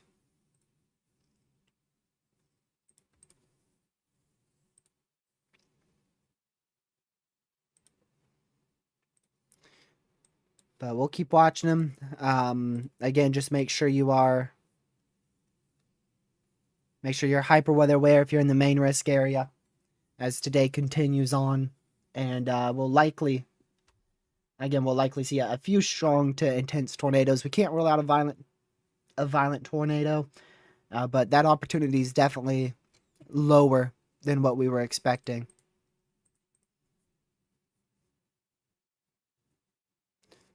Definitely lower than what we were expecting yesterday for today. And again, that's good. That's obviously good. Because that means everybody who is prepared for such a crazy severe weather outbreak and tornado outbreak, they're all ready for it, but it's actively downtrending. Good thing that the SPC never pulled a day 2 high risk, man. They were dead right with that morning convection being too uncertain. Good thing they didn't pull that high risk this morning or last night. Definitely was a good call. Even though it was pretty surprising. Yeah, it's going to be, I would expect it to be a tornado outbreak today.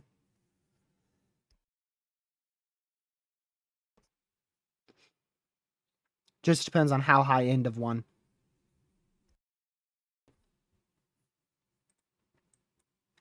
Still observed 1-inch hail moving into El Paso in Illinois. Just get away from doors and windows. You'll be good.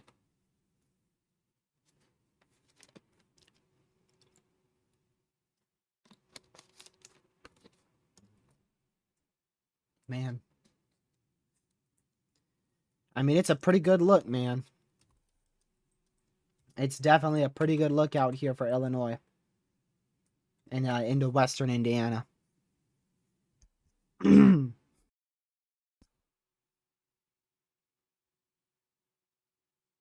Alright, V. Make sure those devices are charged. That goes for anybody in the main risk area.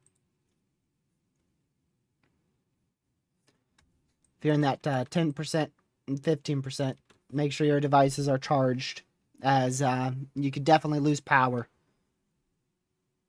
Definitely could lose power as these storms roll through. Let's see here. We got a new HRRR windowing in. Yep, that has big problems in central Illinois in about an hour. I don't think that will be the case, to be honest with you. I think it's going to take a little longer to get going. I don't think we're going to go from near nothing to tornadic stuff in an hour. If we do, it's going to be with this storm up here north of Lincoln.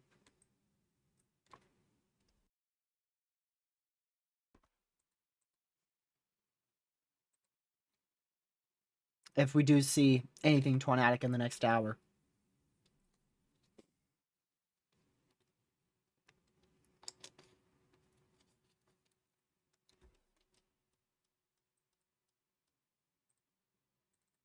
So we'll see what the... Oh, wow. Now that's sloppy. That is sloppy. ShamWow. Very sloppy new HRRR.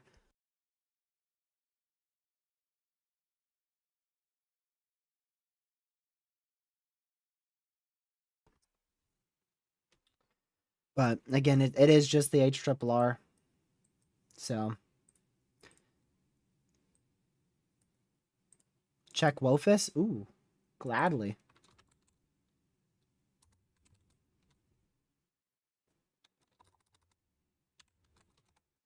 I will gladly check WOFIS.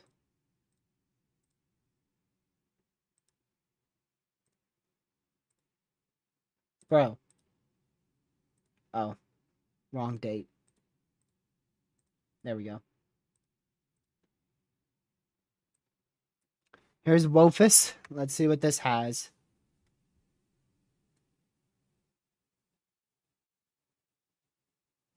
Well,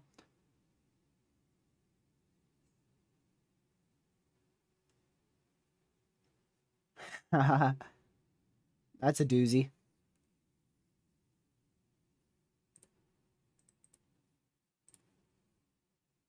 Yikes. Yikes. Only like the WOFIS 15 has this partially performing. WOFIS has been wrong, though, more than the HRRR, so I really don't trust that.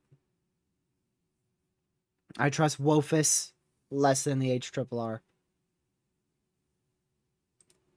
But interesting that it doesn't show any convection to the south. It just keeps these storms going, and that's it.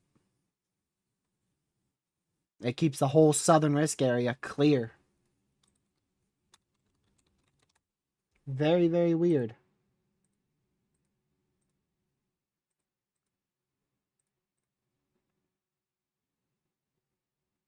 And yeah, that was through 9 o'clock too. So that's through pretty much your entire event today.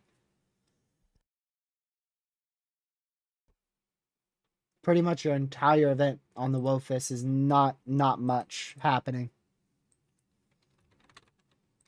Wow. Look at that. Imagine if that was in South Central Illinois.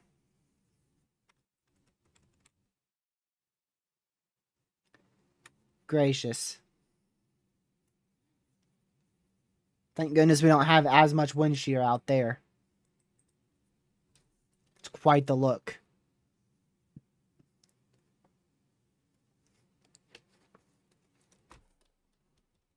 Really hope today doesn't perform as expected. I hope so as well. No, I didn't want to go to Alberta.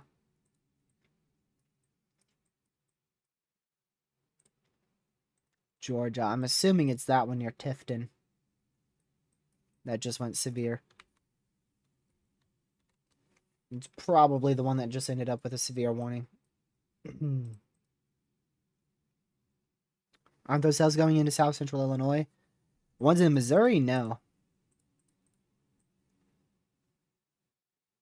No, these should start turning more to the southeast.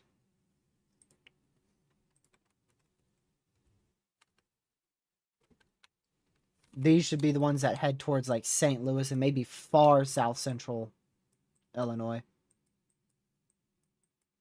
But right now they are moving more east though.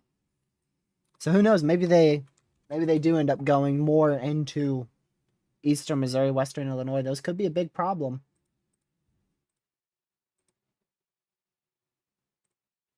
Yeah, but you can see they're fairly well removed from that best wind shear, which is right in there. They're fairly removed from it. But if we take a sounding right here, yeah, pretty rough photograph, but everything else looks good. Just a bad photograph. And then further to the east, it's vice versa. Great photograph. And everything else looks pretty rough. StormNet is...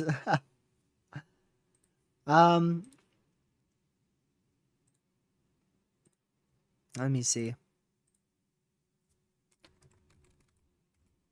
StormNet has the highest tornado potential with that storm around Bloomington for the next 30 minutes, which is reasonable. And then it still does show a fairly high tornado threat from 7 o'clock to 11 o'clock. Actually, from 7 to 1 a.m. now.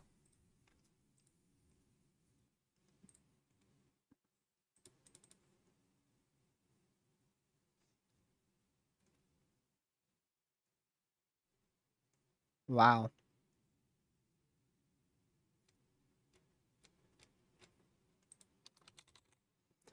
Going through the community to see what they think about this thing.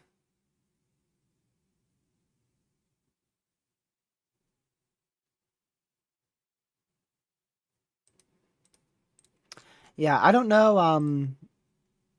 I do still think we're going to get a lot of tornadoes and strong to intense tor threat, but I feel like to get a violent tor threat out of this, it's going to be a bit more difficult.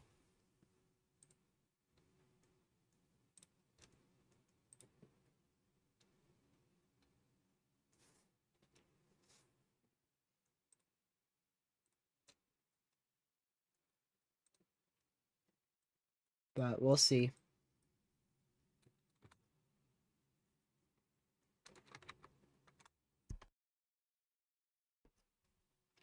Man. This sickness, dude, came at the worst time possible. Hey, at least today downtrended. At least today downtrended. That's really good. So at least I don't have to be sick tracking a high risk.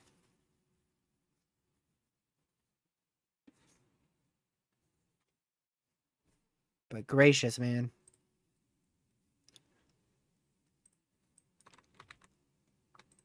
The one in Mount Sterling is probably the one that interests me the most at the moment.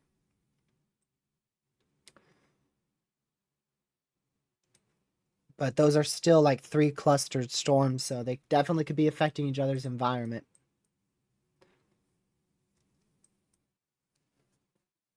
They could still perform like a high risk.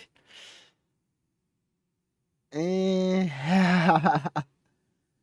starting to pull back from that too, Rockets. I don't know. It would take a lot.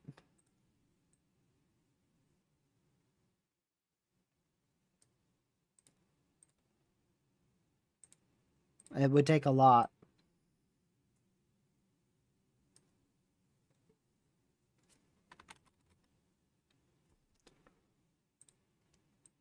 These storms seem to be struggling at the moment, which I would almost bet that's because of the not so high instability.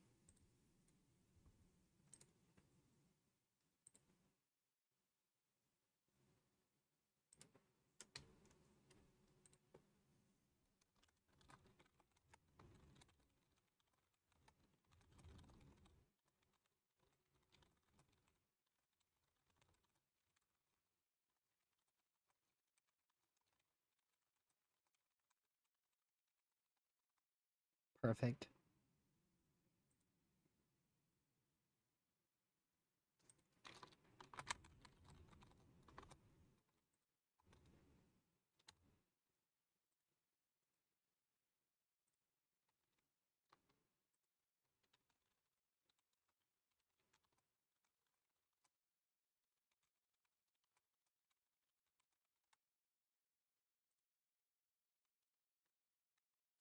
Down to 1 severe, and it's for Bloomington. Watch Vermont tomorrow outperform today. Nah.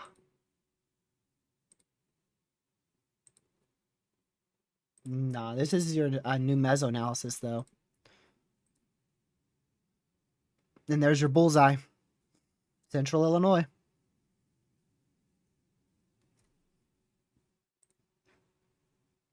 Wow, no violent tornado parameter. Interesting. A lot of S4 STP, but no violent tornado parameter. Wonder what that could be from.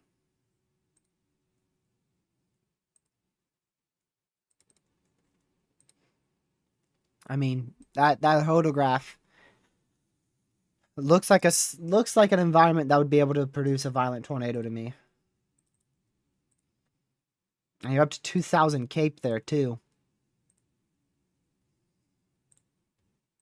But no storms are heading into that area. They're staying north of it.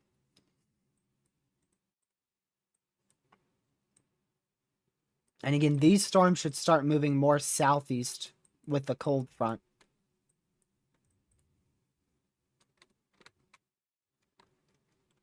So we'll have to watch for development right in here the most.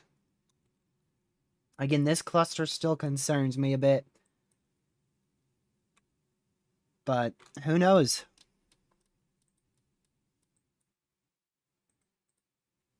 We'll have to see.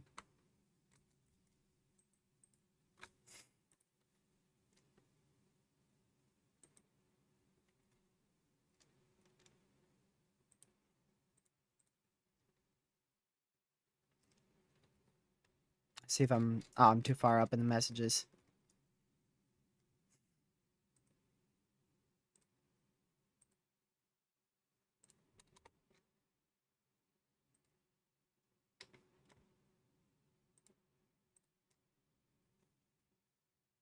Strong outflow boundary coming from the Lincoln cell. Oh yeah, right there. Sure is. Sure is. Nope, this is weather front. Not weather-wise, weather front. I've been using weather front more than weather-wise recently.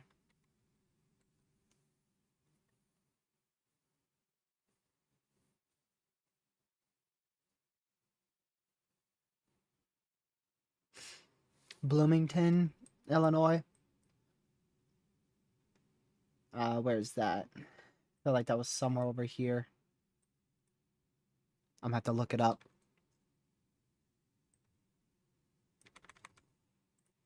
Let's see.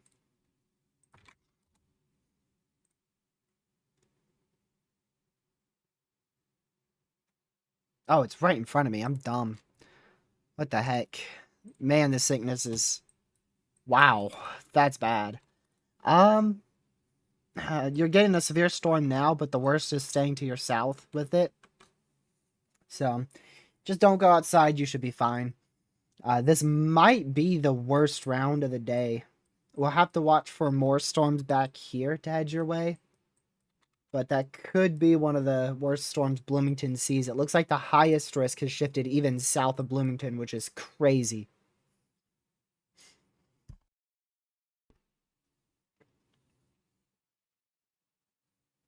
That is absolutely crazy. StormNet single-handedly tricked half of the weather community into thinking we were going to see a high risk. True.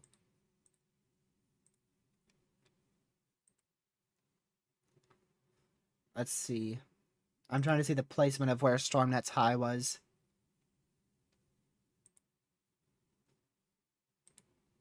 It's going to be... Is that it? I think the high risk was placed... Yeah, right here. StormNet had the high risk, like, right here. And, yeah. There's still a chance the southern side of that verifies, but the northern side of that is done. That's not going to verify.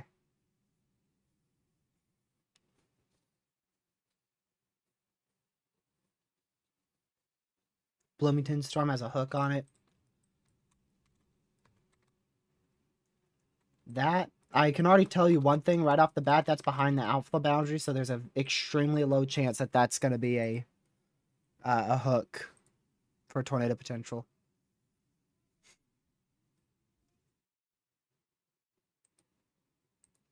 That's directly behind the alpha boundary.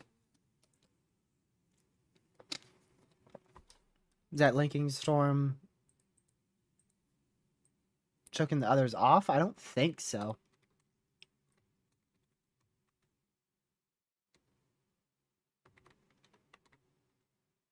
I just think these might be a little bit too far north, and they're moving more northeast than due east.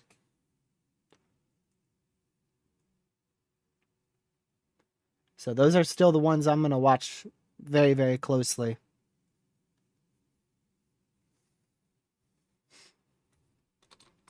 But they are clustered, which is good. It means they're fighting for each other's environment. Less likely to produce tornadoes as if they were discrete.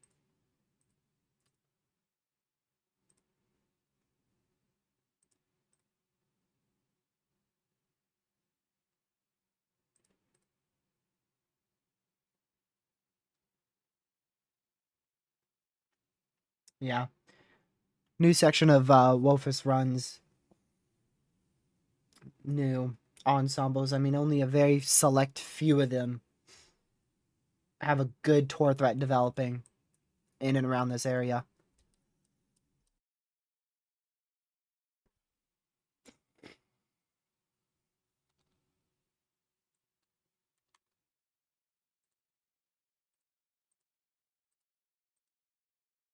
Hold on, I'm going to go to Weatherwise real quick.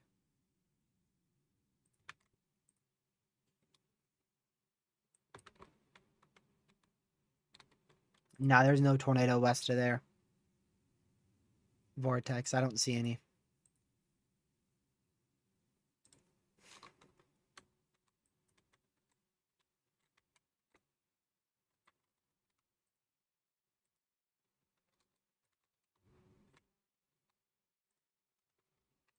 Wonder what GR2 has for that though. Yeah, GR2 says it's not a tornado.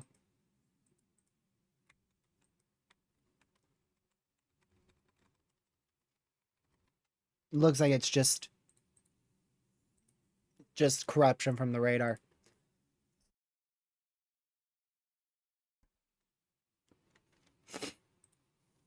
What's up? I'm dying from this sickness, man. It is killing me.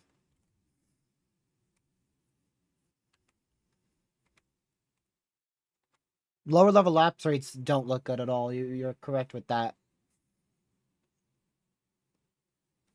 Very, very correct by that.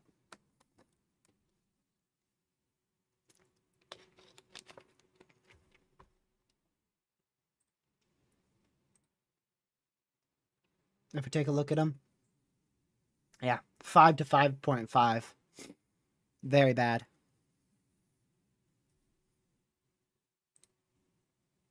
Very, very bad lapse rates.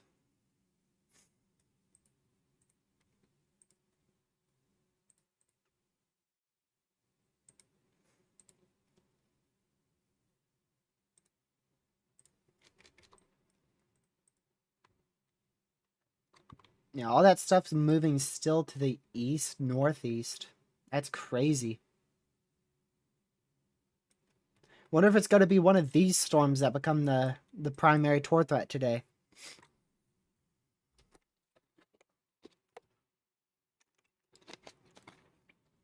Wonder if it will be one of those. I have no idea why the VTP is so low, Grumpy Grandpa. No idea.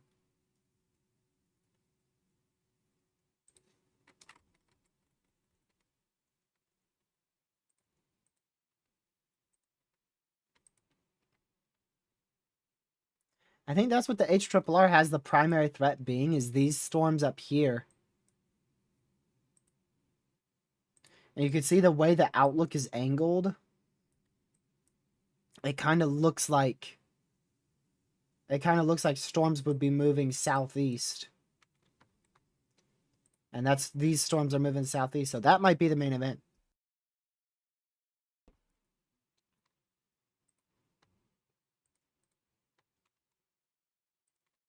All right, y'all. I'm gonna take another break so that way I don't end stream on this risk. I'll be right back. I'm gonna have to take breaks more frequently because I'm sick. So I'll be right back in another minute or two. Give me just a bit.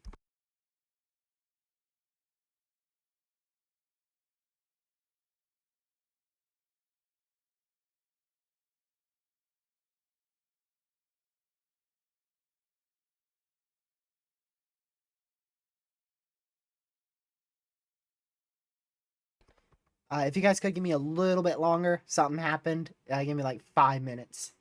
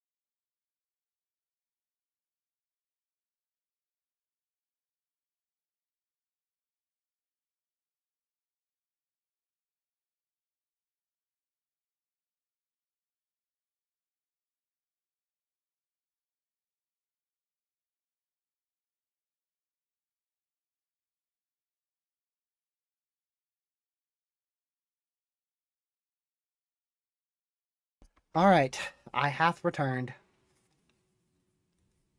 Apologies, I had no idea they were gonna throw that on me real quick. It was something pretty important, so I wanted to take the time to do it. So, yeah, bunch change. You know that storm doesn't look half bad in Beardstown.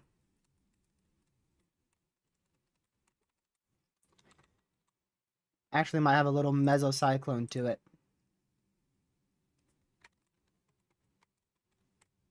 Hard to tell how much of that's corruption, though.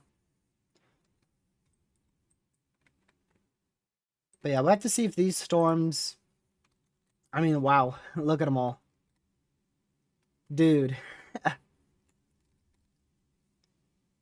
gracious day.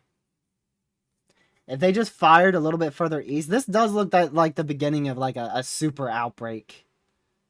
Like you got prefrontals over here, and you got semi-discrete storms all in here. Literally looks like the beginning of a super outbreak. But good thing these things fired far to the northwest, so they shouldn't be a huge problem until they start getting into more of central Illinois in a couple hours, if they do.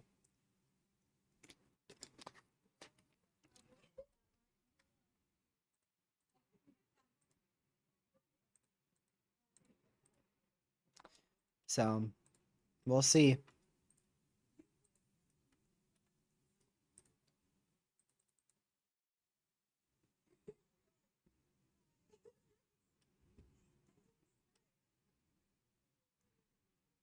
Let's see.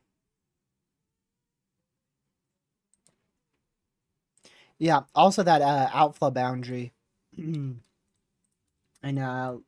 Lincoln. We'll have to see if that could play a role in keeping the instability further south today.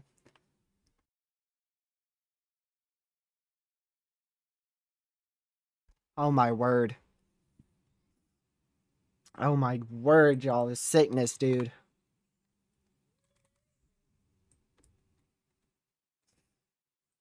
Or at least it didn't fully put me down today.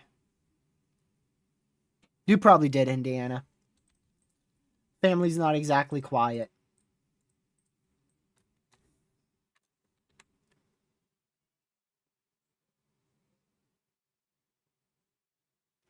Yeah, this is a considerable severe also for 1.75-inch hail, so I definitely want to get away from doors and windows there.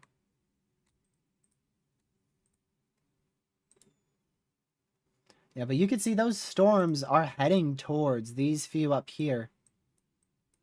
I don't know if they're going that far southeast, but they're going generally southeast. They are heading towards that most favorable environment in eastern Missouri and central Illinois.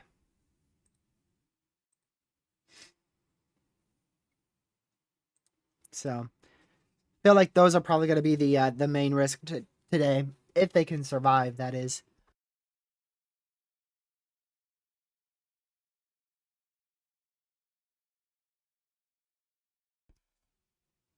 Our main severe is pulling in the boundary right now. That's why I was thinking.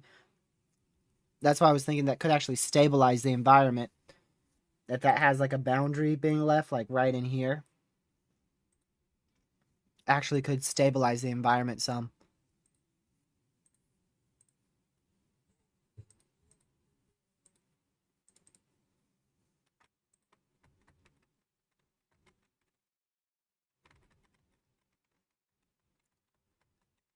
Yeah, but StormNet doesn't have those storms in northeast Missouri doing anything tornadic. Maybe till like 6:30. So we'll just have to watch. Really, all of these storms. Really, all these storms need to be watched for good tornado potential down the line. But yeah, you could see those are moving. Some are moving due east, some are moving southeast.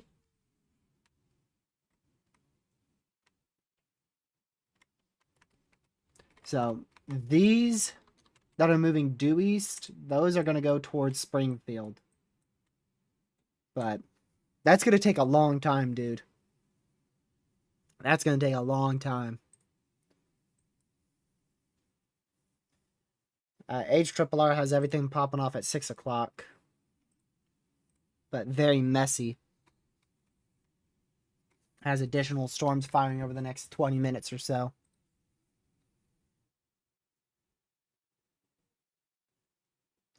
And none of the Wolfus runs have as many storms as what we actually do have.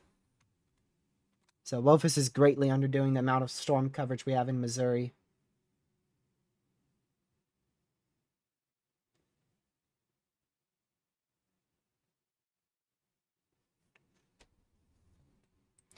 Like I said, it's a crazy look on radar for sure, but very skeptical. Very, very skeptical.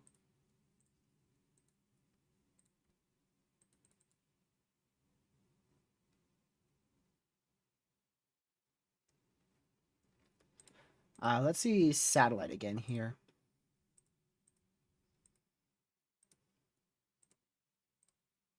Yeah, there's your satellite. I'm gonna lose it with these sneezes, dude. Wow. Definitely a crazy look. Very, very crazy look. I think it's just all going to come down to if storms can get far enough south and if that front can get far enough north. And I think it will at some point. I think Indianapolis will get tonight. How bad do you think Indianapolis will get tonight? I have no idea. All hazards are definitely possible, but hoping that the main risk will stay off to your southwest and continue to downtrend. There's been a pretty good downtrend the last few hours for this event. Ben, I think we're about to beat it, dude. I did not sneeze too much today until about an hour before starting stream. And then I just went crazy with the sneezes. I'm pretty sure I ought to be at a record number for sneezes.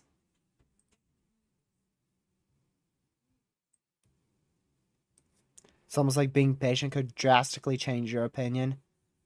True, a lot of people do call the event too early. I'm definitely not calling it. I'm very skeptical.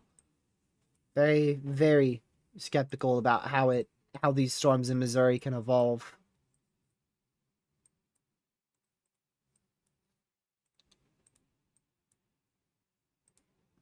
Oh, why thank you, Severe Weather Alert. So kind. Because these storms are all going northeast. This one's trying to leave a stable outflow boundary behind. This one's probably going to be north of the main environment. So it'd have to be from these storms going due east. That's where it'd be from.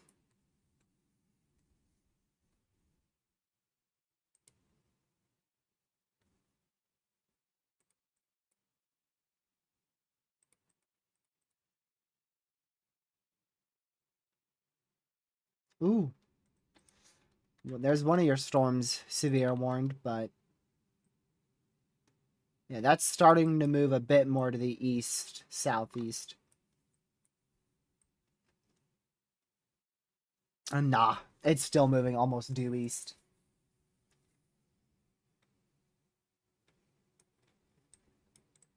It really is. If we go back to, I'm curious, like the 15ZH here. So it had those storms in Missouri firing full semi-discrete to cluster mode there. And yeah, those become the main event. They fire in northeastern Missouri about 4 p.m., about an hour ago, and that seems close to what we were actually experiencing.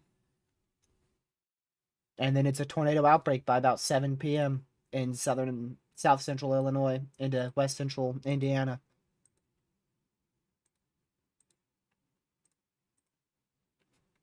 I think what has happened here is this particular run has overconvected it, so it's making it look more sloppy than it actually will be.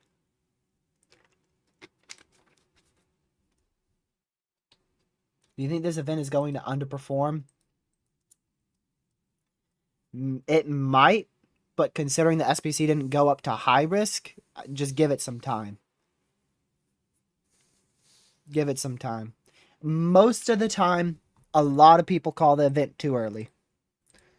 A lot of people do. Including myself sometimes. But I think our opportunity for a more peak tornado threat, like a higher end echelon tornado outbreak, I think that is decreased. But our chance for a tornado outbreak as a whole, I think, is relatively the same. I think there's still a high chance for a tornado outbreak today.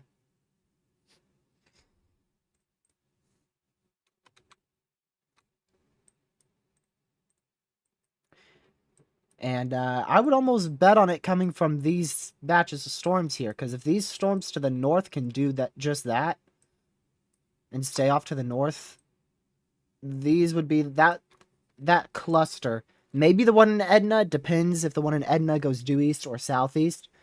But if these could just stay north of that warm sector and keep clearing out that warm sector and pushing it north like they are at the moment, it definitely could be a big time outbreak. But everything's got to go right. These storms have to stay north of, once again, the warm front. The warm front has to keep pushing north, which it looks like it is based on these storms moving north-northeast.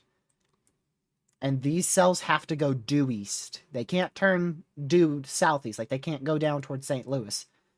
They got to go towards Quincy, Springfield, and then eventually somehow in 4 hours or something, Effingham.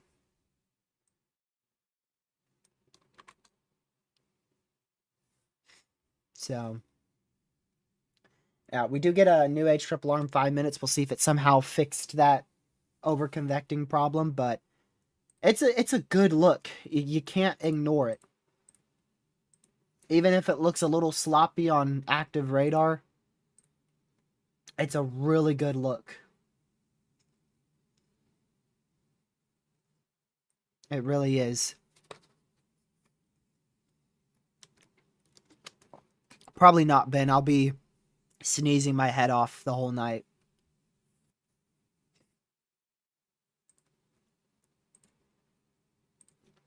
Probably not.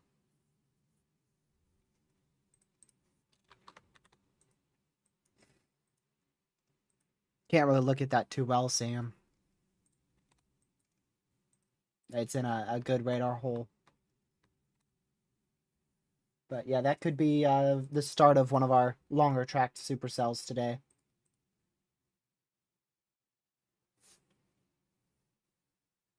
And I think Wophus is underdoing the threat because it's not convecting enough. So we have one model that's over convecting it and one model that's under convecting it.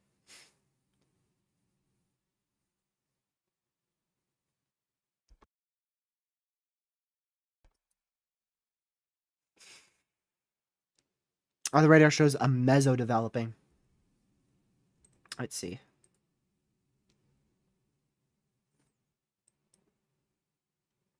Which other one?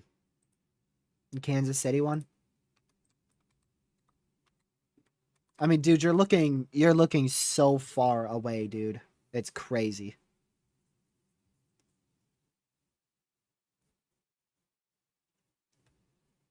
Really not going to be able to determine what that's doing.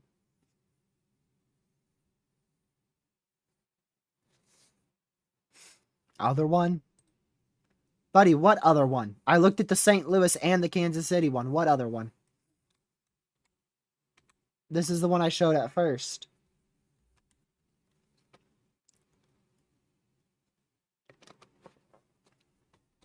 Either way, you're looking far away into the higher atmosphere. It doesn't really show you anything. The other one. Yeah, the other one.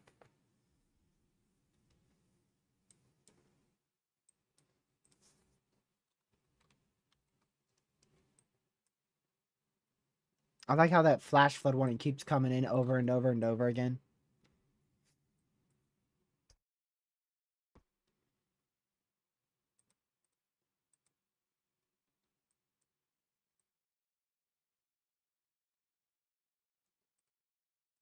I'm back. Is it busting? Yeah, it's busting hardcore. We're already through the entire event. Nothing's happened. No tornadoes. It's a huge bust. Yup, sure is.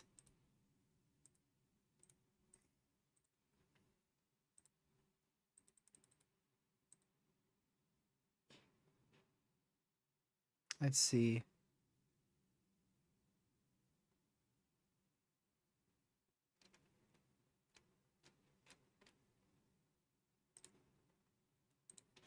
Let me go back to here real quick.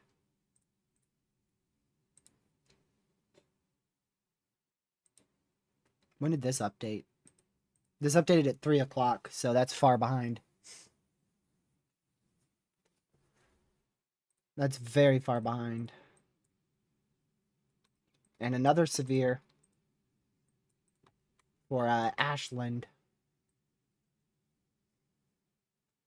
Those are starting to turn a little bit more southeast. Not sure if that's good or bad. Could be good because it could help wipe out the warm sector to prevent these from doing anything later. But it also could be bad because those could go into the warm sector. and then produce tornadoes.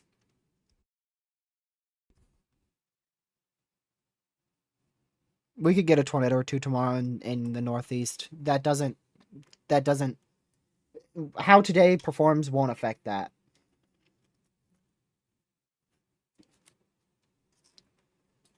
It won't.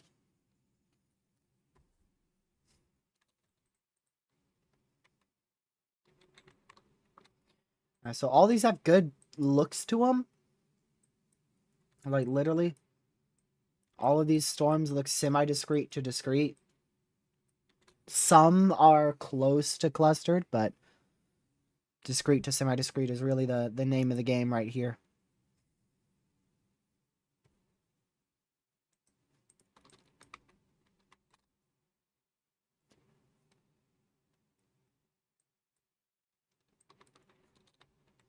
So, again, we'll just keep watching these severe storms and see how they form. Continue to strengthen or if they die out.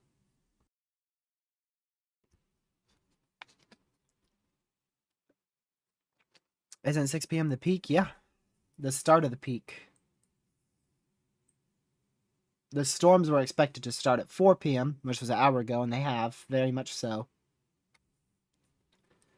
But the full peak is expected to start at 6. Might be actually closer to 7, considering how far northwest those storms are.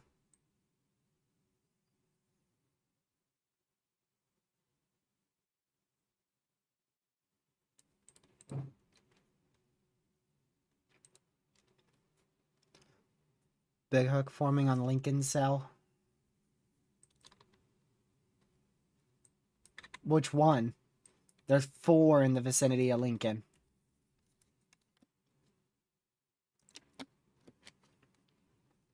There's 4 cells in the vicinity of Lincoln, dude.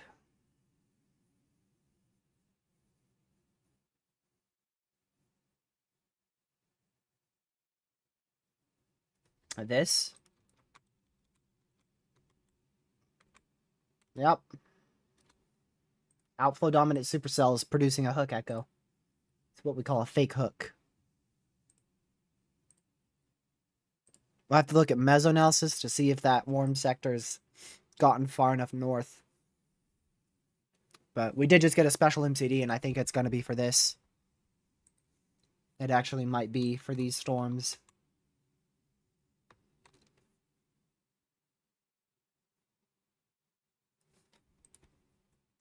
And it is a violent tour MCD as well.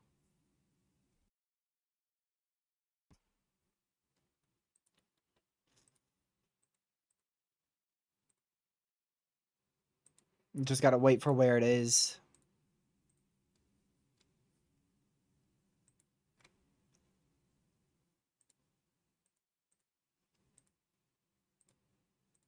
Come on.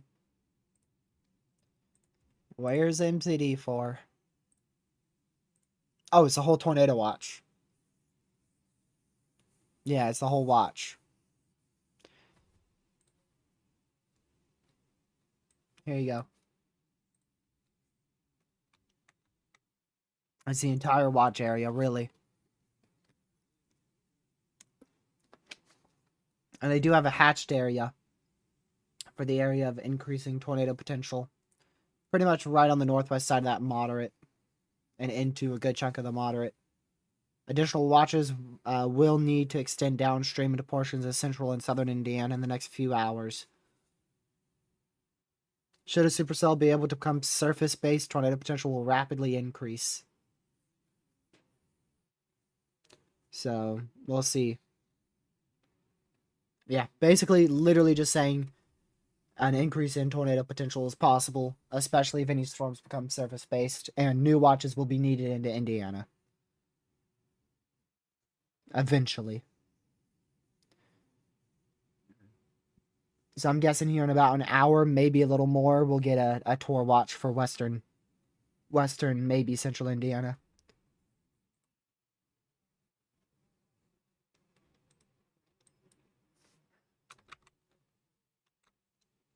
I don't know. This one could be becoming surface based. Depends on how far north that warm front, the warm sector has gotten in eastern Indiana from the MCS this morning.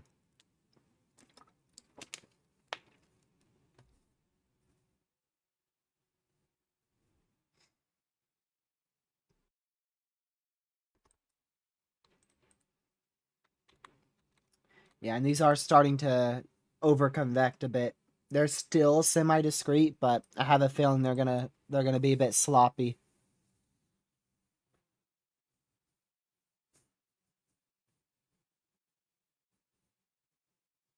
We also just got a new severe here in Harrisonville. Wow, look at that. Not a lot of wind shear down here, but probably the most impressive storm we'll get today. Totally.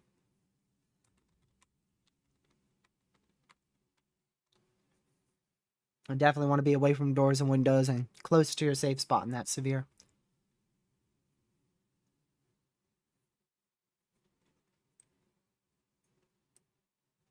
I'm waiting for seas to come. They keep coming and going.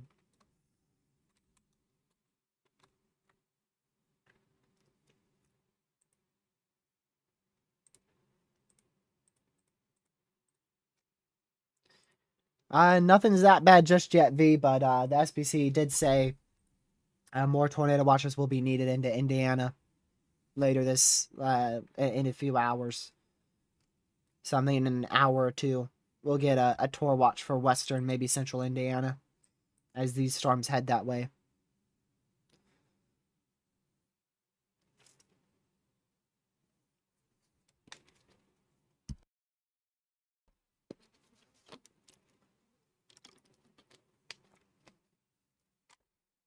(18Z NAM3). Okay, not even gonna read the rest of that.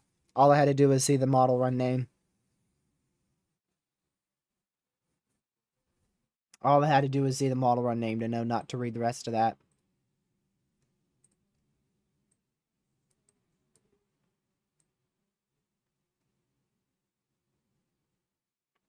But I do think we might see a 5% tour in like southern Vermont tomorrow.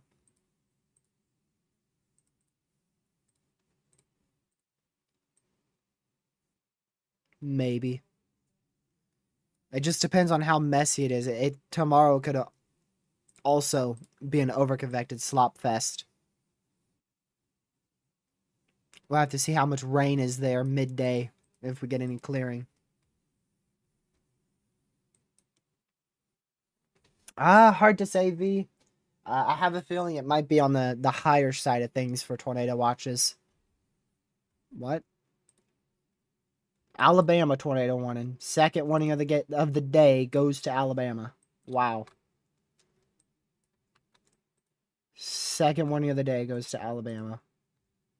Or are you lying? Nope, not lying. Yep. Tornado warning right for Enterprise, Southeast Alabama.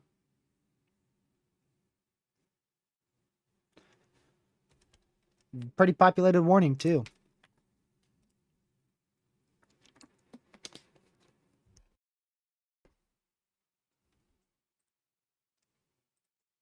It's in a general thunderstorm risk. Both of our tornado warnings in Alabama were in general thunderstorm risks, and one of them produced a tornado.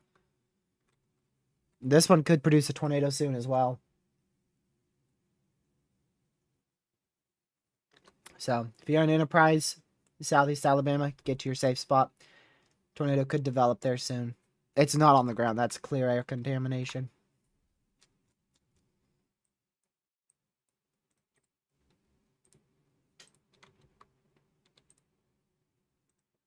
Yeah, they did just upgrade that severe to tour possible for Huntsville in northeast Missouri. Not surprised considering that's discrete and it's getting a pretty large updraft. A very large thunderstorm. Look at that. Looks like some insane area of rotation. It's like a violent torr threat trying to happen there, but it's just pure contamination. It's just clear air. Nothing, no tornado with that at the moment. Oh crap, where's that gonna be? It's in Illinois. I swear if it's the corruption, that would be hilarious. Oh my word, that is hilarious. Well, it's tornado warn now. Wow, that's funny. Now that's funny. Warned of the exact storm I was just talking about. But yeah, Catman, it's not really the remnants of Arthur because Arthur is still very much alive.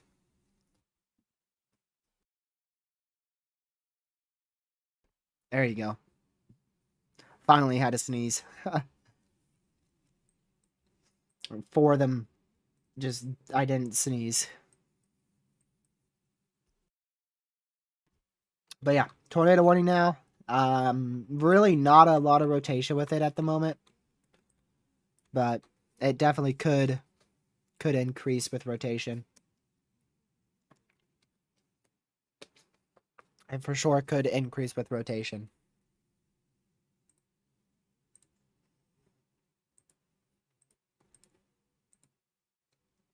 So we'll need to watch that again heading off to the southeast. It's an active tornado warning there.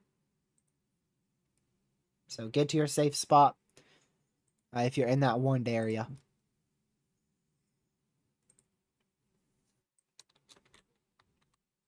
Not a lot of rotation though with that. There's your new reflectivity scan, but we don't have a new velocity just yet. Velocity updates here in about a minute.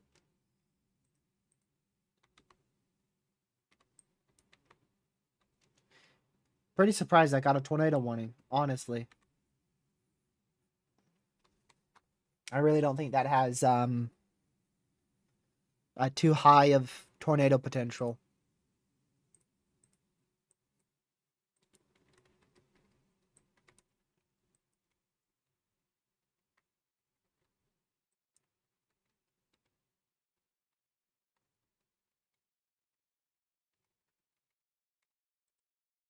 But yeah, just get to your safe spot once more. We'll keep watching that.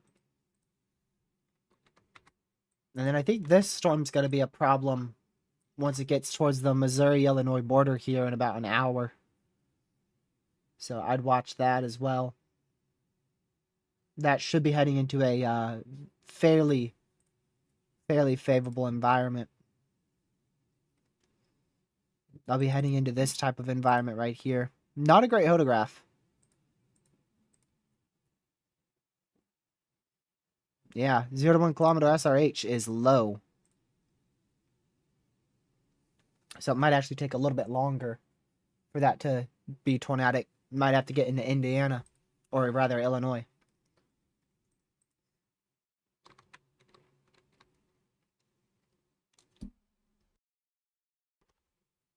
Yeah, Netocast does have a 30 sig.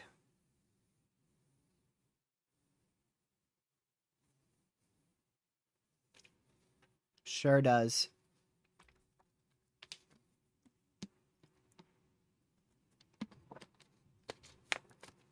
Yeah, there's not a lot of shear in Missouri. That's why those storms aren't going to do much until they get to that wind shear in central Illinois or western Illinois.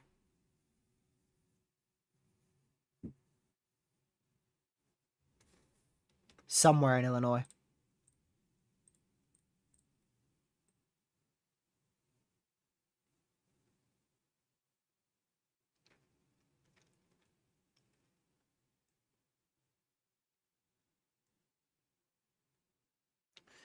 Yeah, it has those storms in Missouri being very long tracked. I mean, that one supercell,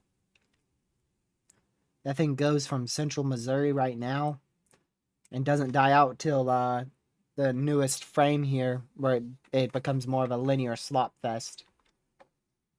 The main tornado potential with that dies out towards 10, but still continues with tornado potential past midnight.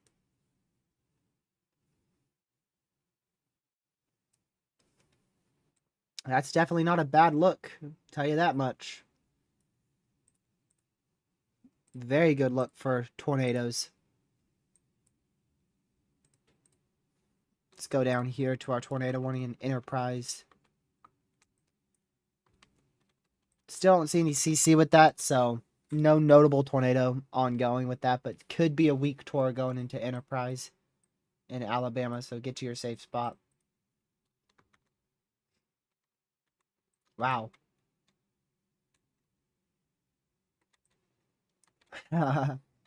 Barely any rotation on that, man. Barely any.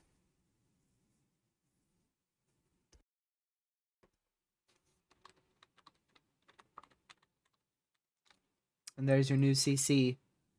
Nothing there.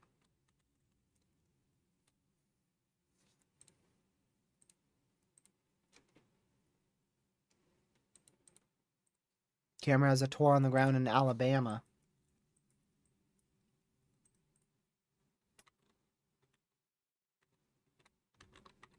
I mean, wouldn't surprise me. It's not a particularly strong area rotation, but it could produce a tornado.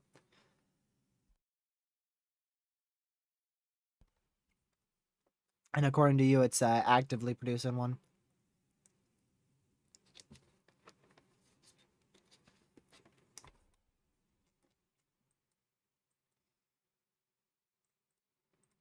New mezzo, let's see.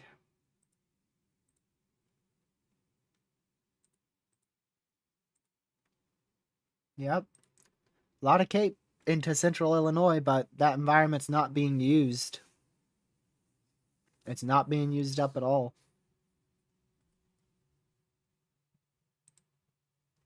And you see the violent tornado parameters increasing with that. Yep. Tornado warning has been upgraded. So there you go. That's an observed tour in Alabama.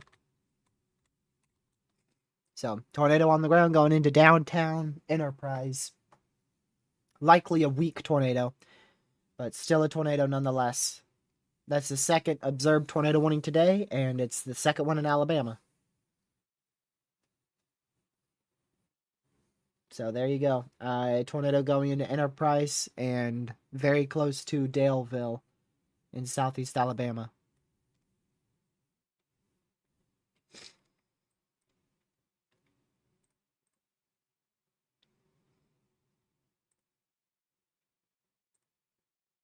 Let's see.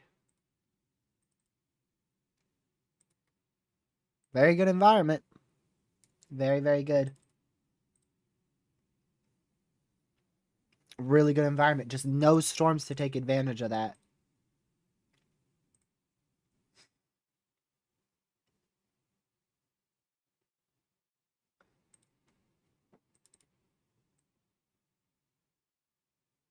I mean, this is what the HRRR thinks is happening right now, which it's not too far off, but it's very overconvected. Very. And then apparently in an hour is when the peak stuff starts. About 6 o'clock.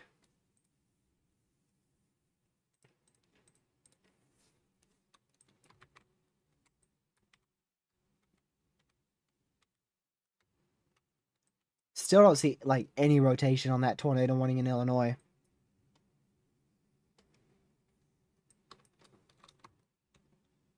This storm northwest of Springfield, pretty good inflow slot trying there.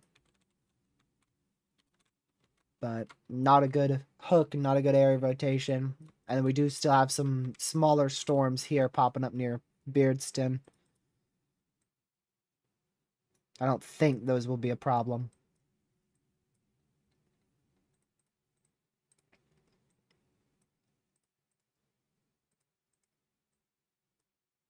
I was trying to click on those wind reports, but they ain't working.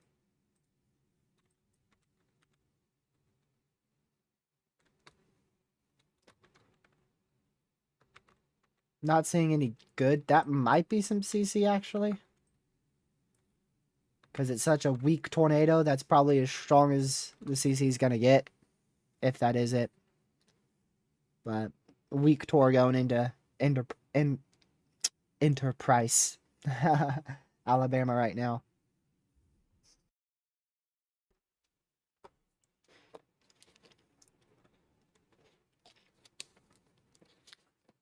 Y'all want me to look at Springfield? I think I looked at that as you guys were typing it.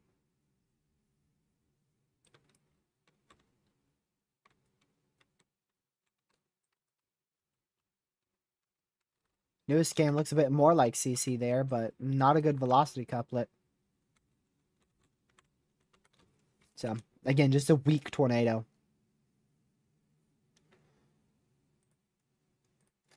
Just a weak tour down there. And look at that. Missed that. Brief tornado wrapped in rain about 2 hours ago. That's from your cold core setup. Yeah, this has been a full-blown underperformance. I think we did have a severe or two up here. But in terms of what the models were showing yesterday, this is a big underperformance. But it wasn't really expected to do a whole lot because the SBC only had a 2% up here. So from the SBC standpoint, it actually performed really as expected.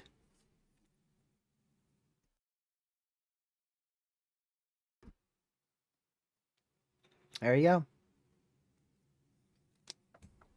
Tornado warning just north of Springfield. Again, not a lot of good rotation with it, though. Not a lot of good rotation with that.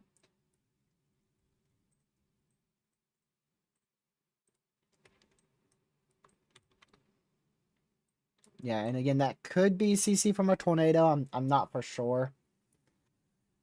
It doesn't match up perfectly. Does have some ZDR drop with it, though, so 50-50.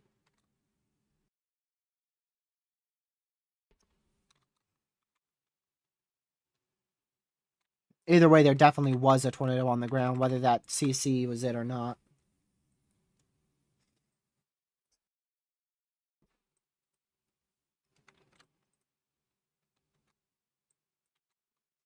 I mean, yeah, again, this could spin up very, very quickly.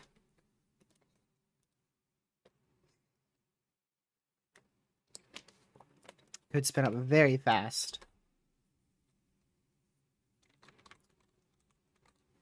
Let's see.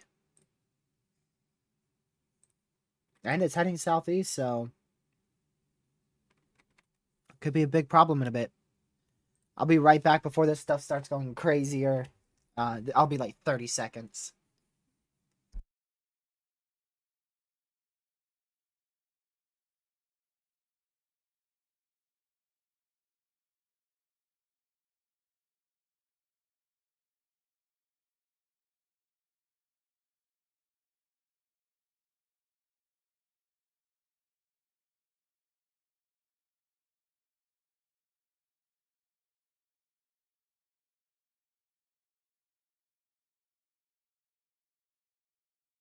All right, I'm back.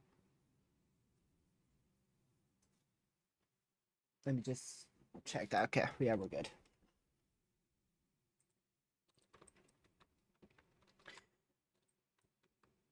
Also gonna watch this little area here too near Lake Fork. It looks outflow dominant right now, but that could change. A bit of an embedded supercell there. Or attempting to be an embedded supercell.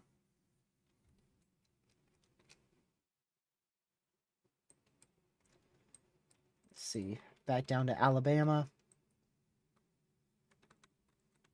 I'd be pretty surprised if that tornado's still ongoing at this point.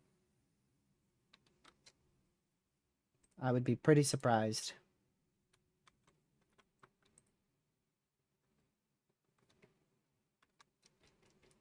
Back to Missouri here. Yeah, I mean, still has a huge hook on it. Pretty surprised that's not warned right now. Even though it's far from radar and it's hard to see. Really surprised that's not warned.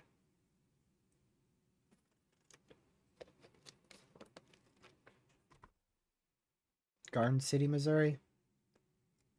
Yeah, I figured that was this one. Good look on radar, bad look on velocity. That seems to be a trend on these warnings here. Or any of these storms, not just the tornado warnings. But just any of these storms. Pretty good look on reflectivity, not so much on velocity. It's another tornado warning. Is that going to be for a different storm like this one? Or where? Not sure if that was a new one. That could have just been a repeat. Oh, it is a new one. It's for the storm I pointed out. What do you know? Exactly for the storm I pointed out. Going towards Mount Pulaski. That was the one I pointed out a little bit earlier for an embedded supercell.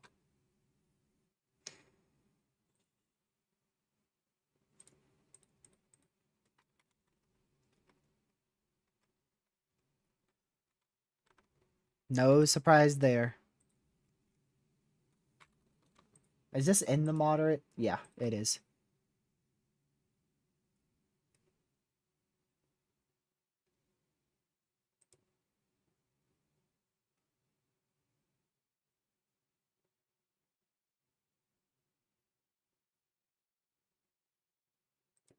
Okay.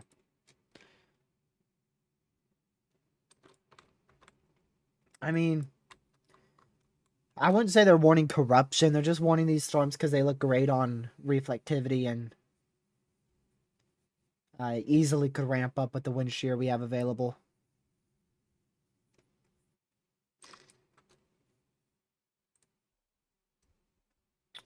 Definitely watching that one near Beardston though.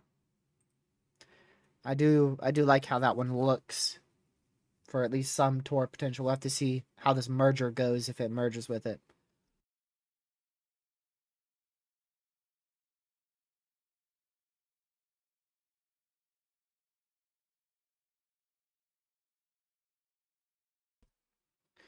Man.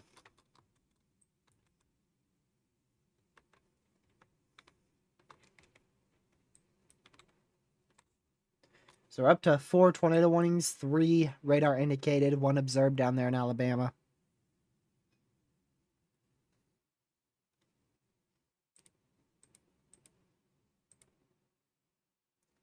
This is our main risk area. These tornado warnings are in our moderate.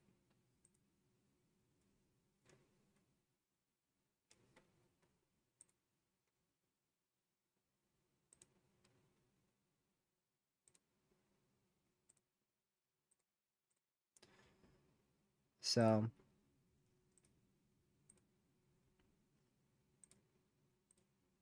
had a wall cloud report, I believe,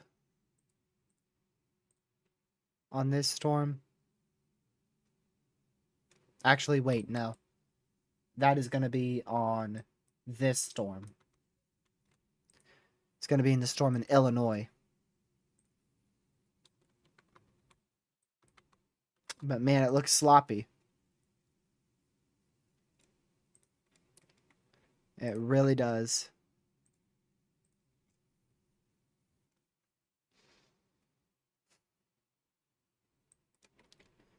Crazy, probably because it's far from radar. This severe just got upgraded to Tour Possible as well. It wasn't Tour Possible, but now it is. So they're watching it. It could get warned at any moment.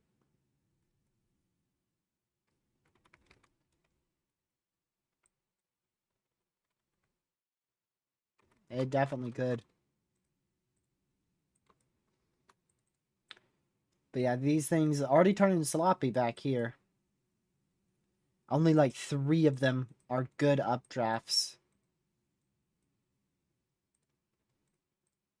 This one in Sweet Spring looks good.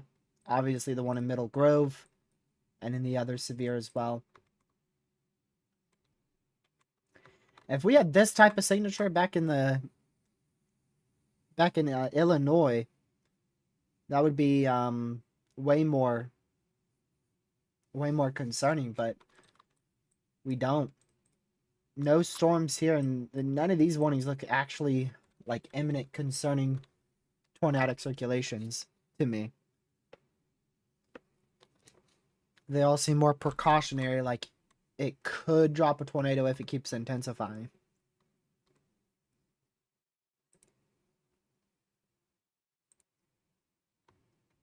Wow.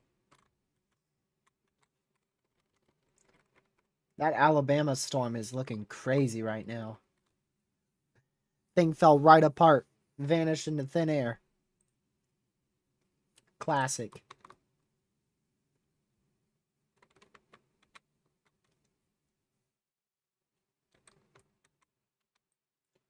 Yeah, we also got a new severe out here for Minden, west northwest Illinois. More of west central Illinois, actually. So just be away from doors and windows there. You will be fine.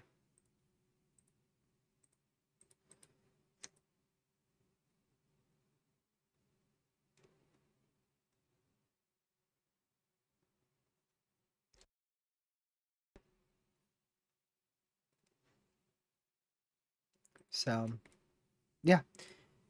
We'll keep watching these storms in Missouri and Illinois. See what happens. But I'm gonna be honest with y'all. I'll try to hang on as long as I can, but I'm feeling worse the longer I live stream.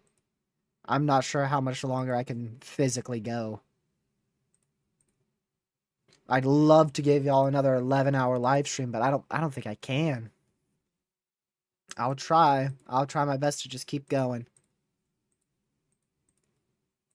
But I think I'm already nearing my limit, believe it or not.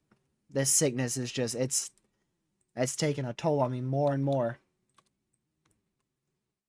But this stuff's starting to pop off.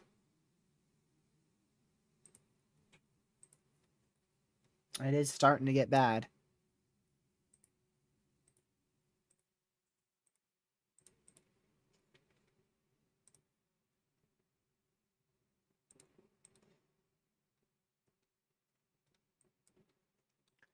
Yeah.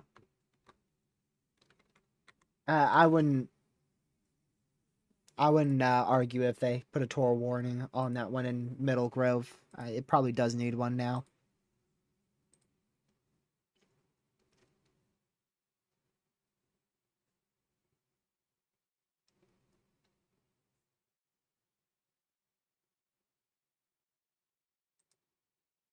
Probably does.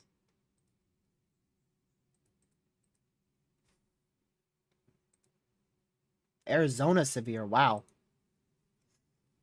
That is crazy.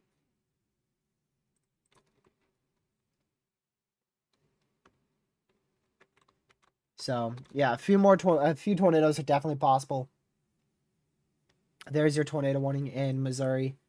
We could definitely see a few tornadoes, and one or two of those could be intense.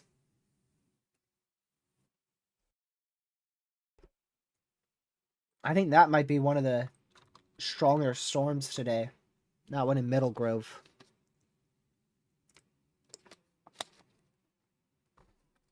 That one is looking crazy. Oh. This tornado warning has been upgraded. Well, there's a tornado. Which one that's going to be for? Ah, that one. Wow. Oh, let me guess. Reported by law enforcement? Oh, Lord have mercy. There ain't no way. There ain't no way. I didn't look at the text, I promise. Y'all saw my screen. It's just predictable at that point. Wow. That's crazy. That is crazy right there.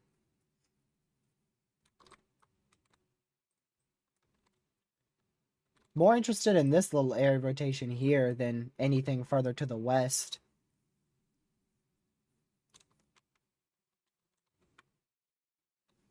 Because that could spin up a brief, weak tornado. It would not surprise me. Oh, look at that. Brief, wispy tornado 1 mile to my northeast. Only touched down for 5 seconds. Garden City, Missouri had a tornado just a little bit ago. How long ago was that? Oh, now. Literally 1 minute ago. Look at that. A report just came in right as the tornado warning was issued. So I'm assuming they got that report and then instantly put a tornado warning on it.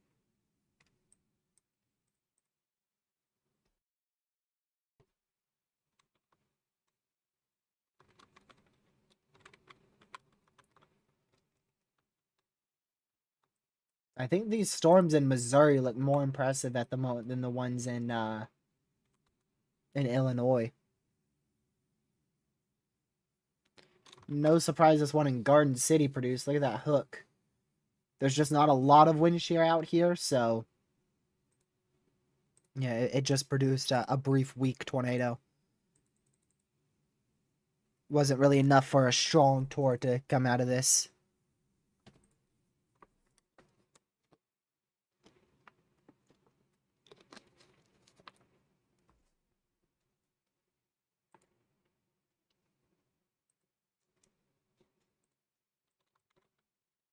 But yeah, you can see that rotation is tight but weak.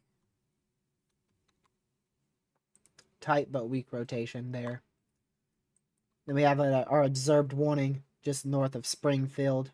Tornado on the ground there as well. Both of these, I'd assume, are weak and brief. So that makes 4 tornadoes today. 2 in Alabama, 1 in Illinois, and 1 in Missouri.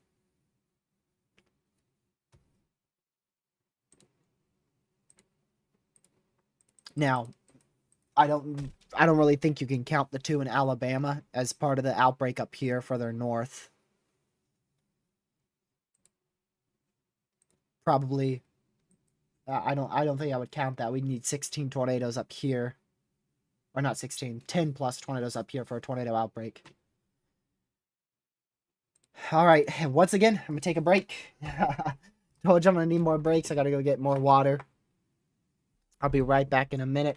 I'm not going to end just yet. I think I could keep going a little longer, but I will be right back.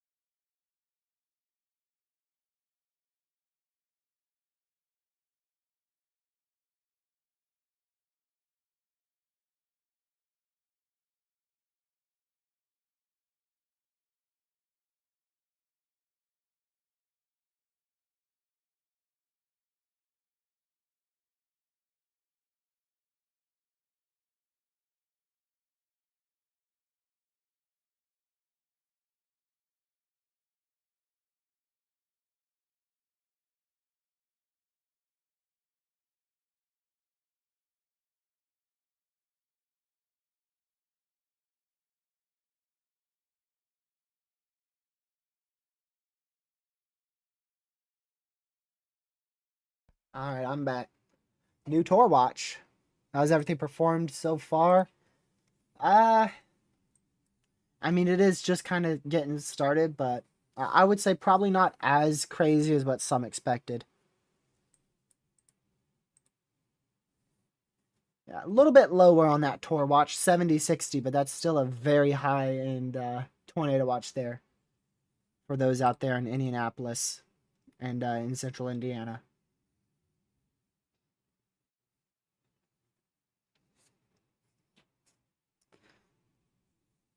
Definitely could have a few strong tornadoes. Maybe 1 or 2 intense, and then maybe even 1 violent out in Indiana. I'd say the best chance for that is western Indiana as these storms go closer to the border.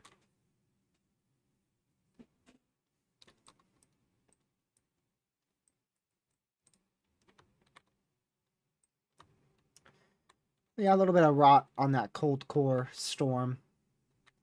It's a cold core tornado threat, so not technically a cold core storm. I don't know why I said that. Tried to mix them. But could get a brief tour out of that, maybe.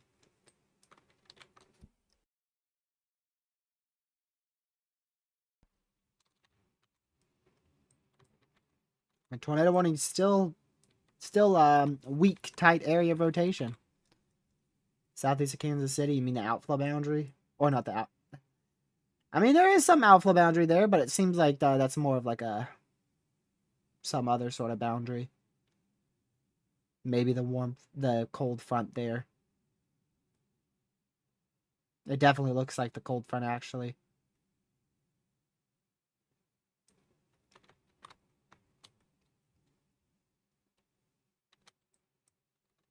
I mean, there's a dry line.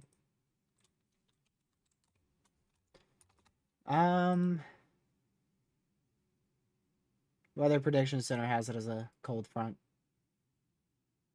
Right in this area, too, so I think that is the cold front.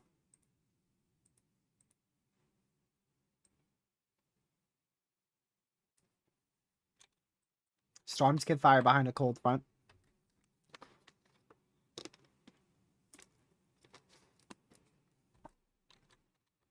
It's just not common for them to be, severe or tornadic.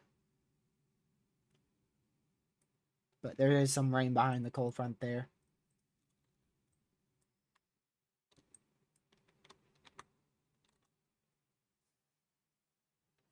Let's see.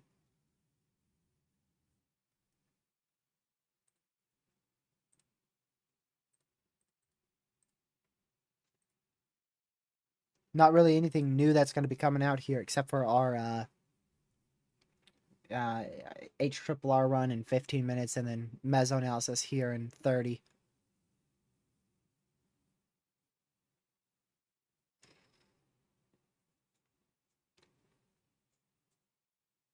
Looks like Alabama was the main risk so far today. Almost had twins in Alabama. Wow. Out of the same mesocyclone. I guess you would just call that more multi-vortex, not necessarily twins.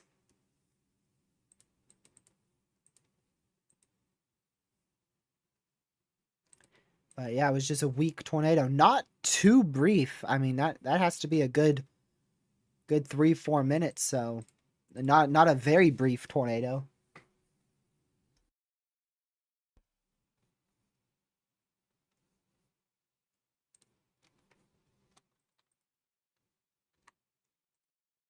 %60 chance for a EF2 plus tornado. Yeah, but that's the whole watch though, girl dev. Not just like within your county. That's the entire watch area. And that entire watch area, there's a 60% chance for an EF2 or greater tornado. Which is pretty high, but honestly, like what we were expecting yesterday for today, definitely not as high as what you would have thought.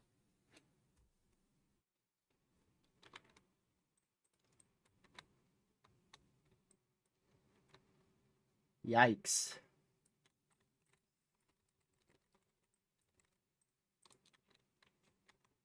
All I gotta say about this threat. Yikes. Swear, man. Definitely not calling it over, but these events are just not performing how we expect. I wouldn't be surprised if we have some random insane tornado in like the enhanced risk area, either in Missouri or like southern Indiana tonight. Because it seems like the main risk area doesn't end up being the main risk area. It's like right at the edge of it. Like on June 11th, it was barely on like the northwest side of the moderate. Or was it? I think it was on the northeast side of the moderate, actually. I feel like that's going to be the case with tonight. Like, not much is going to happen, and then out of nowhere, we just start getting a bunch of tornadoes, like, towards the end of the moderate and into the enhanced or something. Or that could be in this area.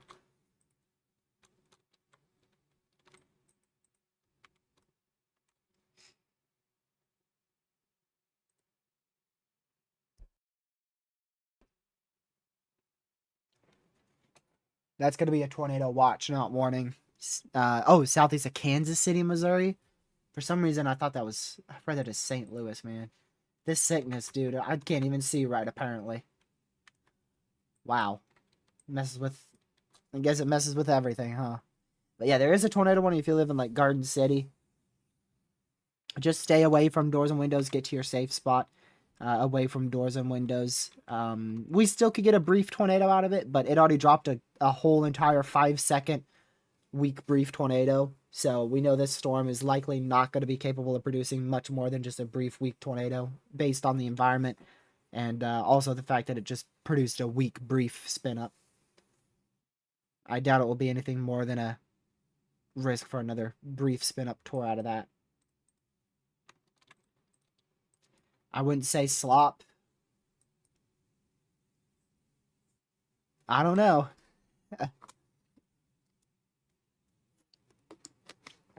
I'd almost call it slop. I would be right on the edge of calling it slop.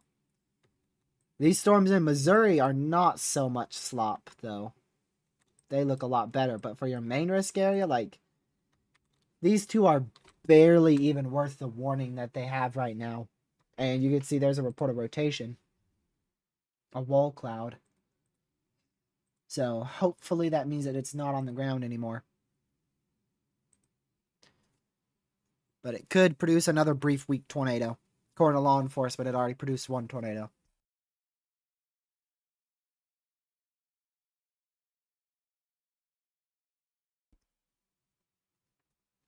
Slop with too much shear. Yup.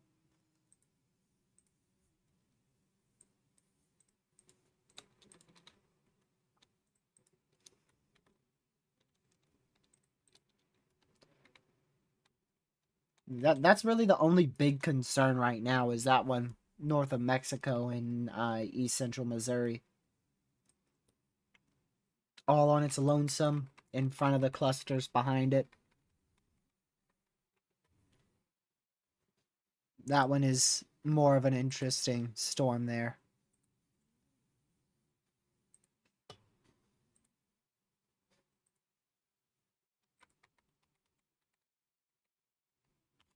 Yeah, StormNet has been downtrending the whole time, y'all. StormNet, I was looking at the site just a second ago. It's down, down, down. It keeps going further and further down.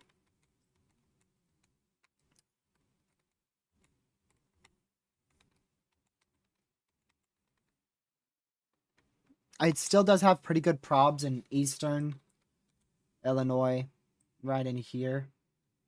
Southwest, west central Indiana, but it just keeps downtrending more and more and more.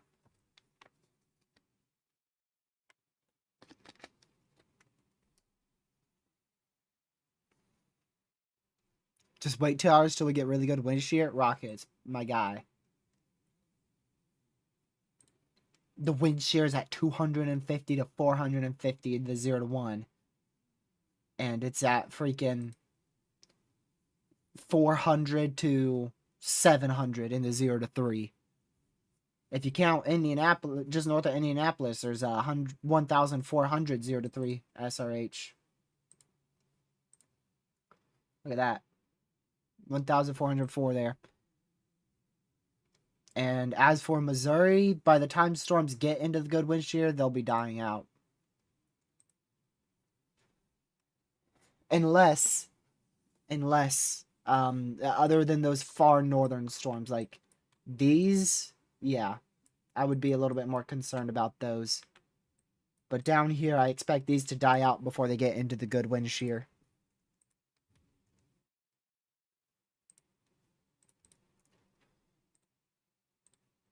Really, the biggest concern would be with those northern storms.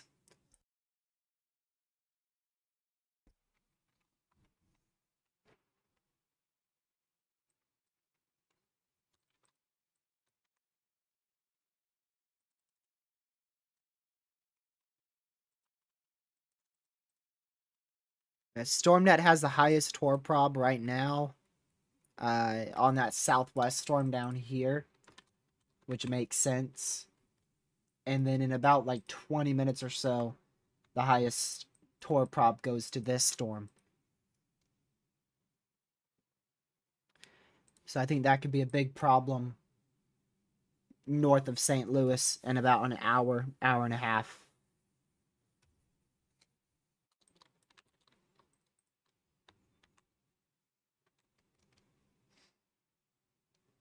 So, I mean, if I were chasing out here, honestly, whether it be here or here, I'm going for that storm. Really, no matter where I'm chasing in Illinois or Indiana or Missouri, I'm going to try to get to that storm.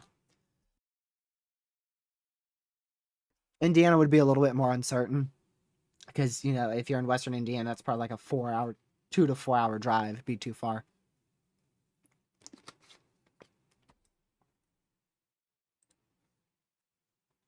How fast are storms moving? Roughly 60 miles an hour.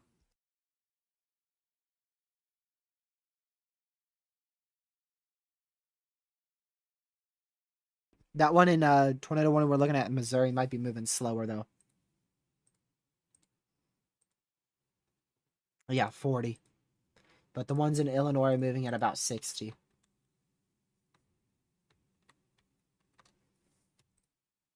Big old tour possible severe there for central Illinois.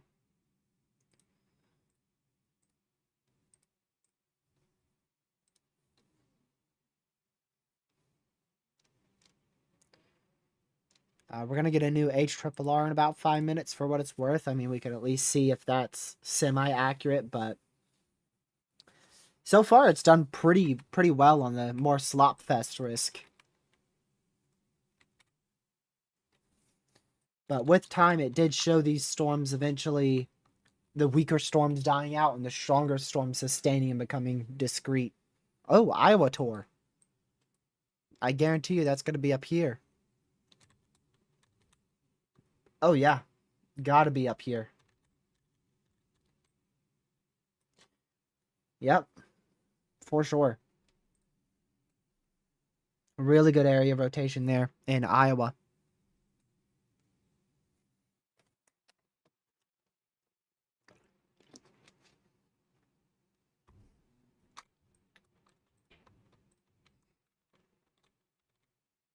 No surprise there. Little surprise that it's that good of rotation though. That is quite a bit better area of rotation than I was expecting.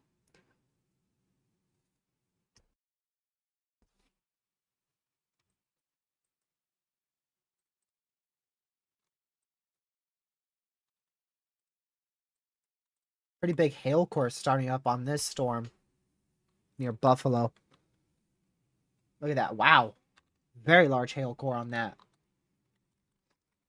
Very large hail core. Like 76, 78 dBz. 78 dBz. Wow.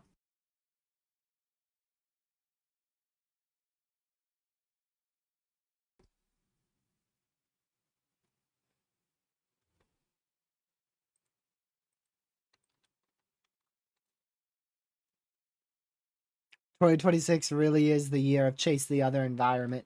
I guess so.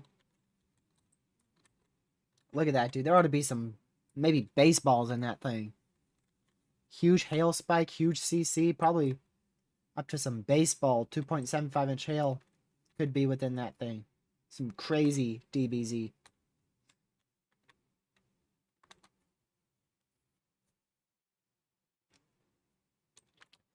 But yeah, gonna watch that for a hail and wind threat, as well as eventually another tornado threat. Still watching that hook-looking thing south of Buffalo.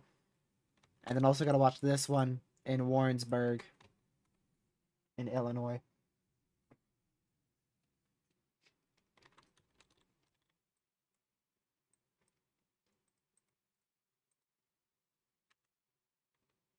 Not as much lightning with this storm anymore.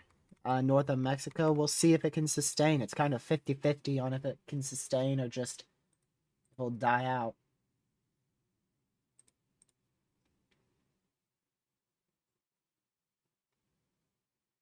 I think it has really an equal chance.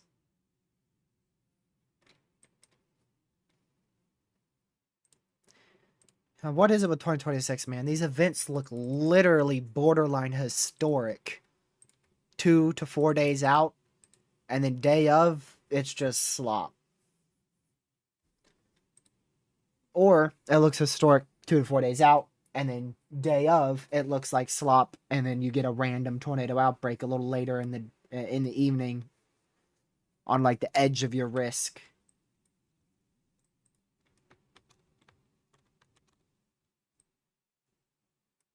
Wouldn't be surprised if there's a tornado ongoing with this north of Waterville, Iowa. That looks really, really good. A very good area of rotation there.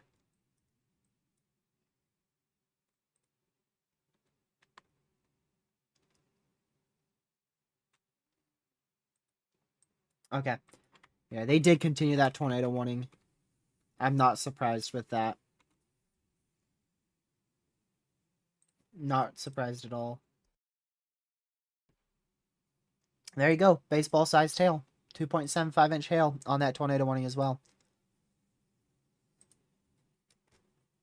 Baseball-sized hail.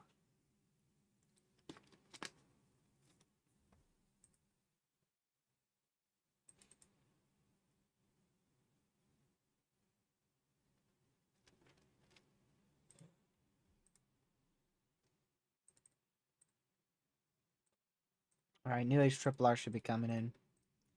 It's always fun to look at the HRRR. I know it's not always accurate. Most of the time it's not, but it is at least fun to look at. And it's already wrong because it shows the supercells in central Illinois moving northeast away from the warm sector, which is not what's happening.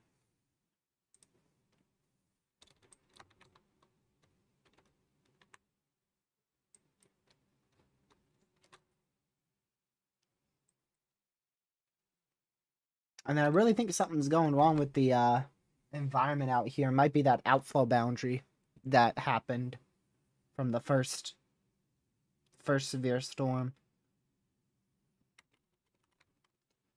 Not sure if that's playing a role in this or not. But I feel like this storm should have higher tornado potential than it actually does have at the moment.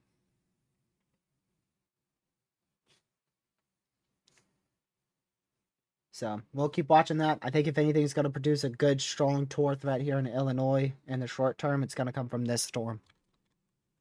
Going towards Lovington.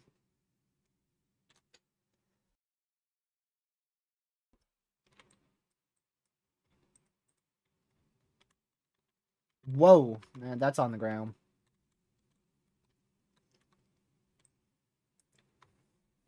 Yep. Tornado ongoing in Iowa.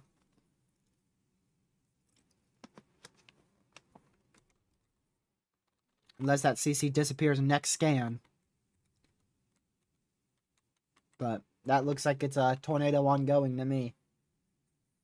And this could even get to a strong tornado as it moves towards Lynxville. And this is again right on the border of northeast Iowa, west central Illinois, or west central Wisconsin. Far northeast Iowa, southwest Wisconsin.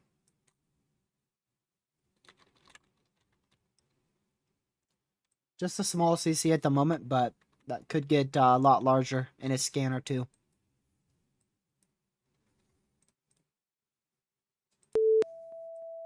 New information, this tornado warning has been upgraded. Yep. Agreed. Let's go back to that.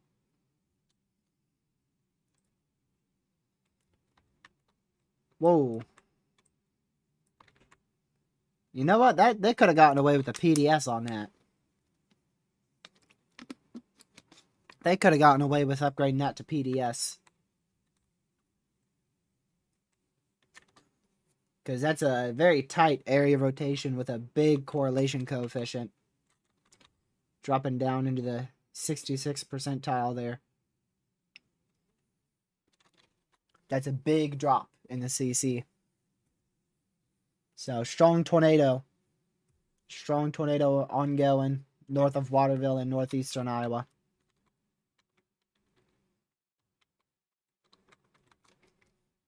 So we've only had one tornado on our main risk area today. We've had a strong tornado in Iowa, a random tornado down here in the 5% SIG one in Missouri, and we've had 2 tornadoes outside of the Tor risk here in Alabama. And we've had one law enforcement confirm a tornado here earlier. Expires in 1 minute, so.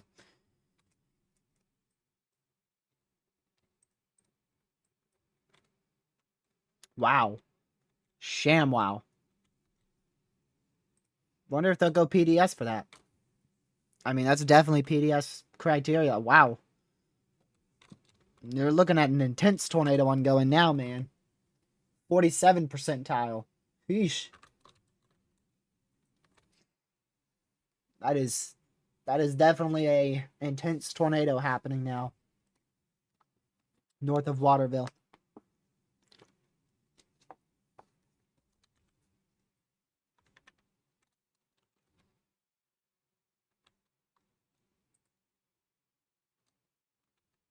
Man. I don't think it's violent, but I do think it's strong to maybe intense.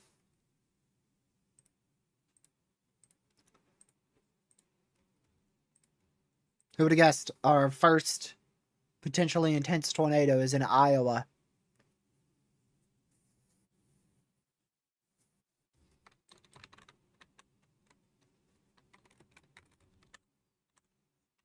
Honestly, Loki doesn't even surprise me because it's 2026.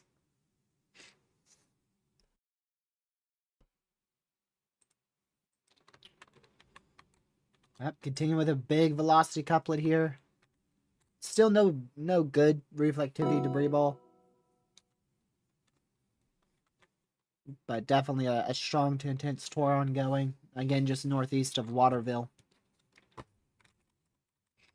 Looks like it's heading a little bit more southeast, so it might be heading closer to Harper's Ferry here in Illinois. So if you're in Harper's Ferry, Illinois, or not Illinois, my bad, Iowa, Harper's Ferry, Iowa, get to your safe spot, even though you're not actually in that tornado warning.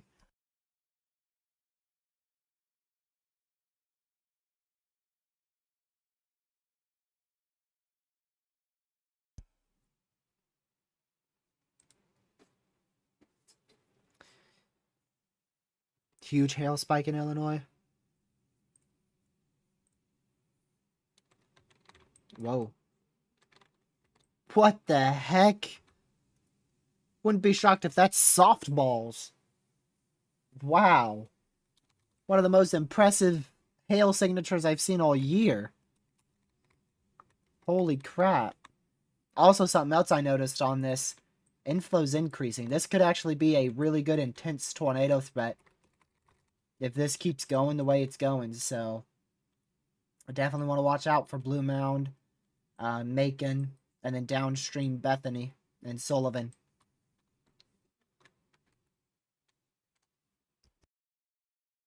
But again, that's probably the most impressive, one of the most impressive hail spikes I've seen all year. And that is going to be a reflectivity debris ball. Right there.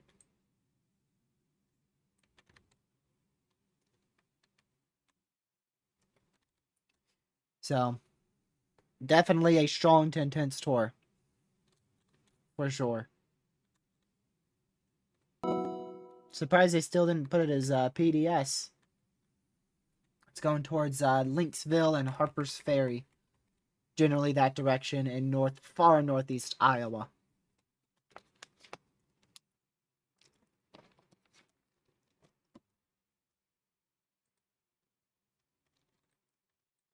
Man. Crazy, I tell ya.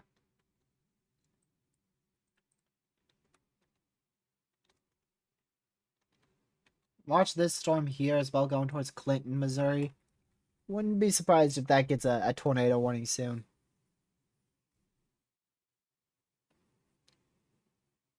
Today is literally an utter slop fest in Illinois at the moment. It still is. We're down to 1 tornado warning. A tornado in Iowa does not verify the tornado risk in Illinois. Just to FYI. Still a slop fest in Illinois, but I would be watching that one tornado warning very closely because it does look interesting. It looks like it's trying to get stronger for a Tor threat.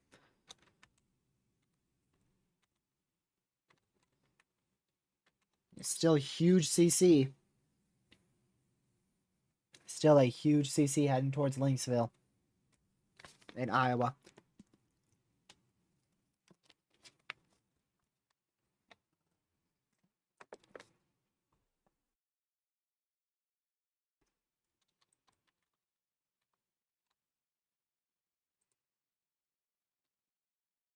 Man.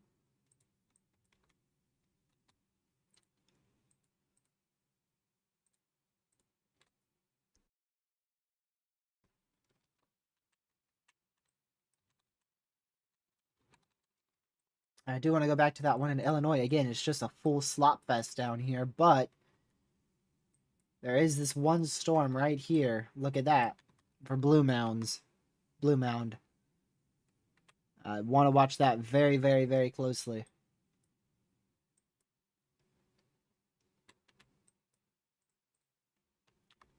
Maybe want to watch this one in Liberty a little bit closer too. Alright, they continued it for an observed tornado warning, not PDS. We also just got a tornado warning on that storm in Missouri. So Clinton, I gave you a little heads up. Now you're in an official tornado warning, so get to your safe spot there. In Clinton, Missouri. Brief tornado could form out of this storm.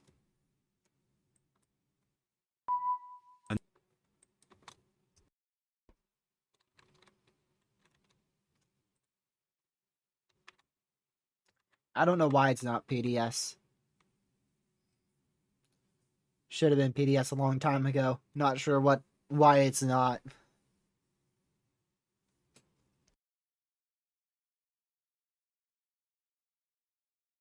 Bunch of flash flood warnings. It's gonna have to get through all of them first.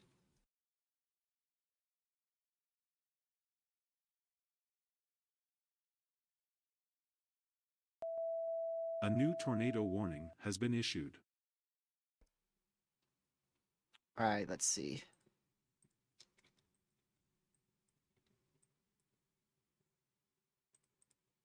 Not sure why it popped up with the one in, oh, there is another one in Illinois. Wow. Wait, no, that's a disk extension. That's not a new one. It's a disk extension. Got me there for a second. Oh, wait a second. There it is. Never mind. There's your new one in Liberty. There is a full new one. That's in Liberty. That's the one I just pointed out. Tornado warning has been issued.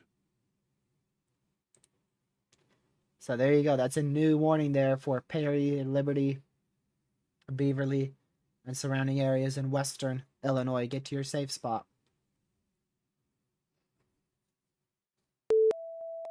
A new tornado warning has been issued. There's the observed one. It's catching up on them. Look at that. Reflectivity debris ball still. That is crazy.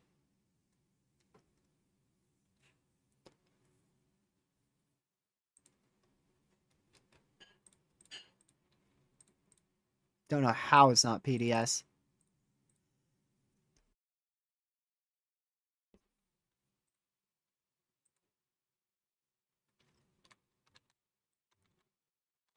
The CC is a little bit lighter, but still 61%.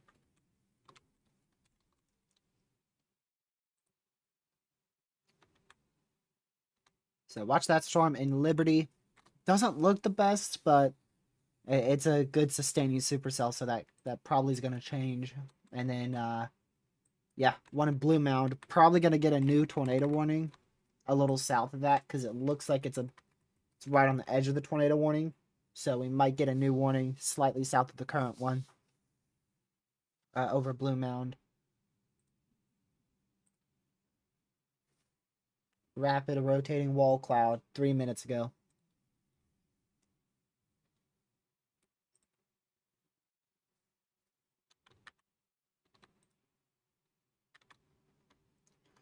These ones on in Missouri, they don't look too impressive, and that's because of wind shear, but could get a brief tour out of them.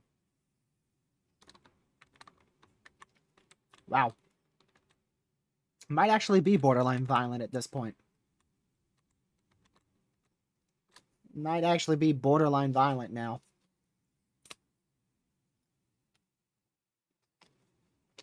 That is crazy that it's still not PDS. It's on the edge of the Illinois or the Iowa-Wisconsin border. Holy cow.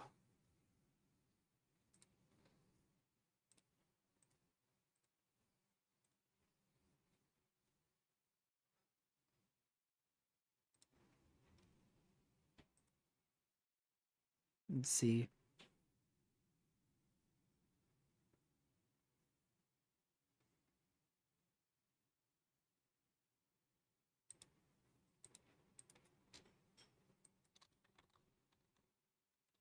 Man.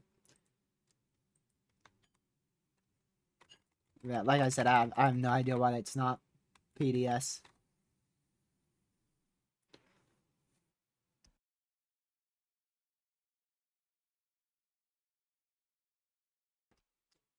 How are things looking?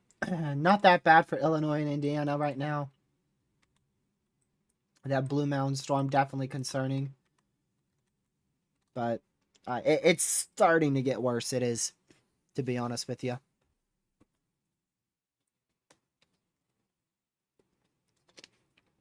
Things are starting to get a bit crazier.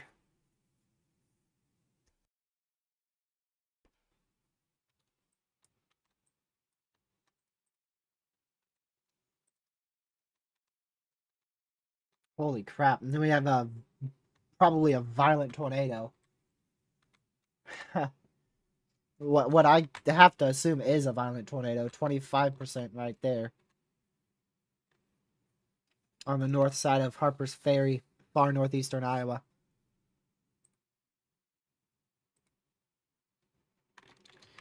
Continuation of that tornado warning into...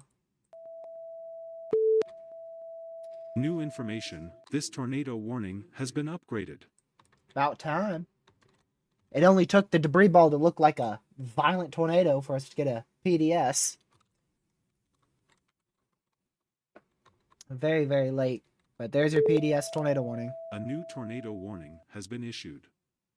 And there's the extension there in Missouri. New tornado warning for Farber, Missouri. Get to your safe spot. But there you go. Now we have a PDS tornado warning, a large and extremely dangerous tornado.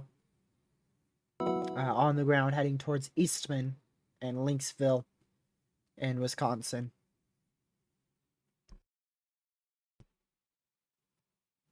If you are new here and you don't know what that means, that's a particularly dangerous situation.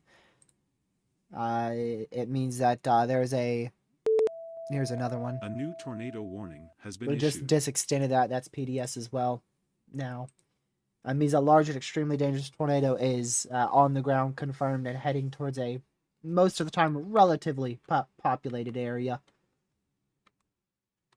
Also got a new warning in Missouri and Kansas.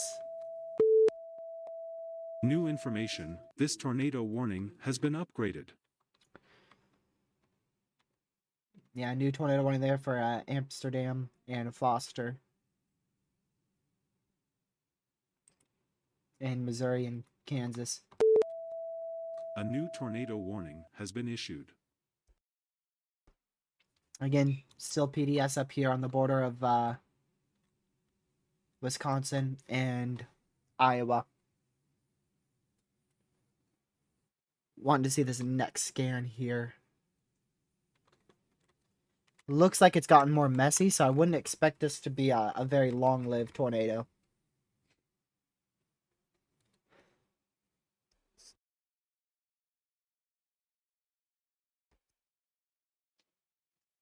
Blue Mound on the ground. Wow. Still very strong couplet, and wow. Still crazy CC. Let's go back to Illinois.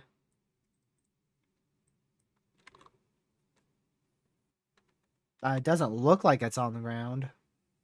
Must have a chaser. Definitely doesn't look like it's a tornado ongoing.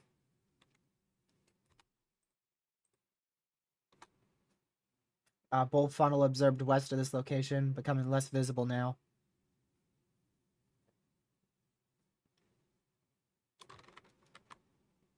So either a funnel or a tornado here around Macon, Illinois.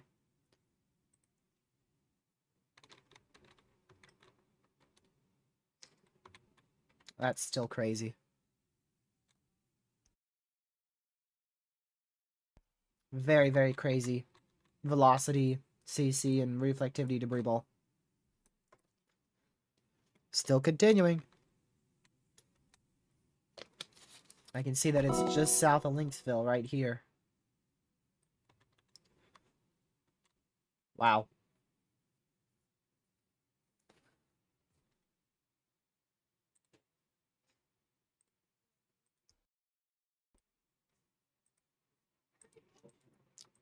Let's see here.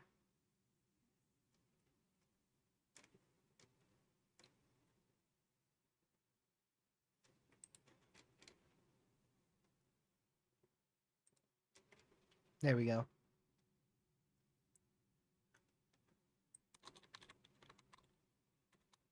A little bit weaker on that newest scan, finally. Hopefully that does continue, but still a huge debris ball. Very, very big debris ball.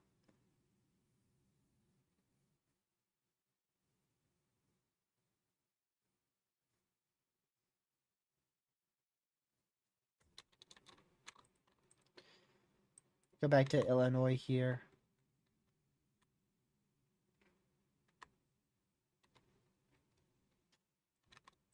Still good rotation on that, but not crazy.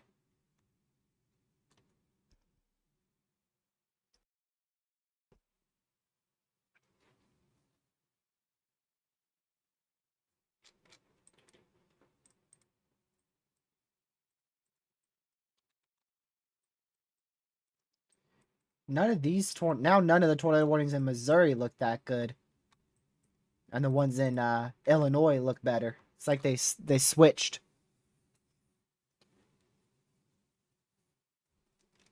It used to be Missouri looked crazy and Illinois looked bad. Now it's vice versa.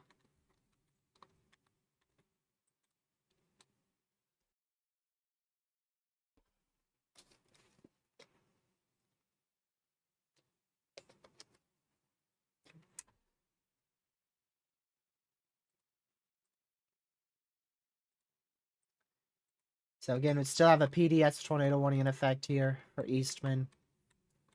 Still a good couplet. Like I said, a little weaker, but likely still a strong to intense tornado ongoing.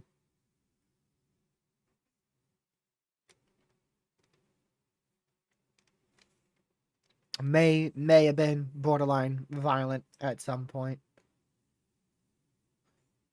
But we'll just keep watching it and get to your safe spot if you're in the warning.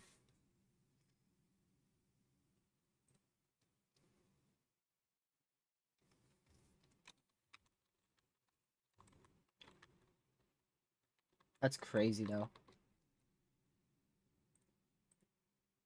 Very crazy for a 2% tour.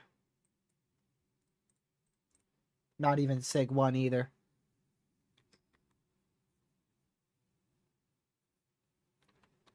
Very crazy.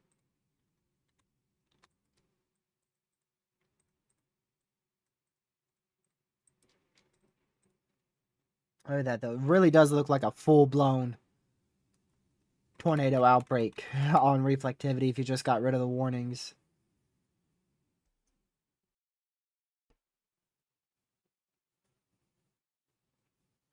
Very crazy. What about that storm? Not as good.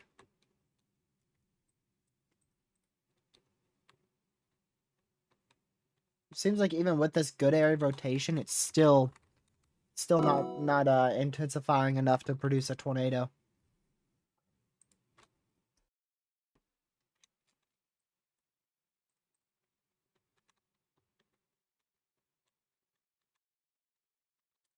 Much weaker now with that strong tornado heading towards Eastman. But there is, it looks like, maybe a new area of rotation starting up south of Eastman in Wisconsin.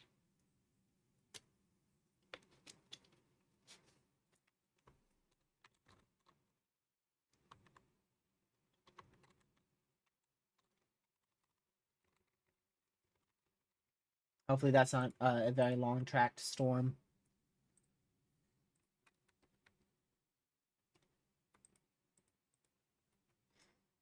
As I said that, I just looked at the new HRRR and it literally has that storm surviving until 9-10 o'clock.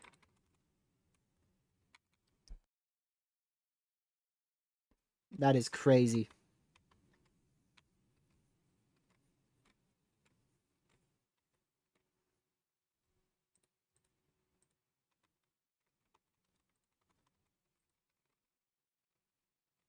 I mean, Southern Risk still looks good, even into Indiana.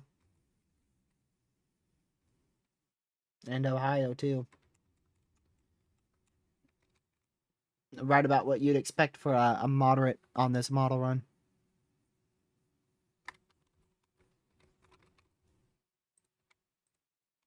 Good news is, though, that storm in southern Wisconsin is going to be leaving the best environment. It's barely even into a okay environment.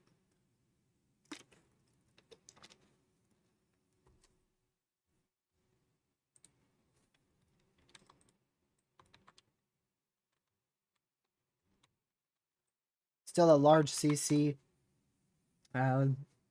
large tornado, just northeast of Eastman in southwest Wisconsin.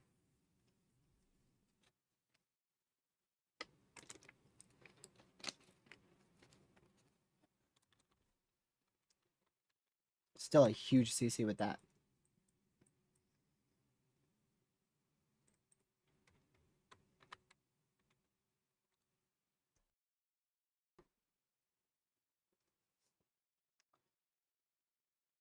Rain wrapped tornado on the ground via storm chaser. Blue Mound.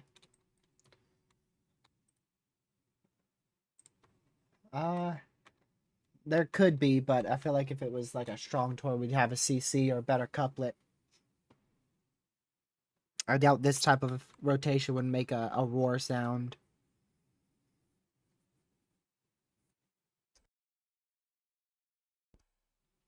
But could be ongoing.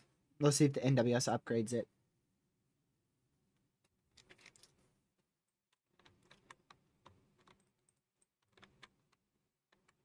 Continue that tornado warning now into Newman in east central Illinois.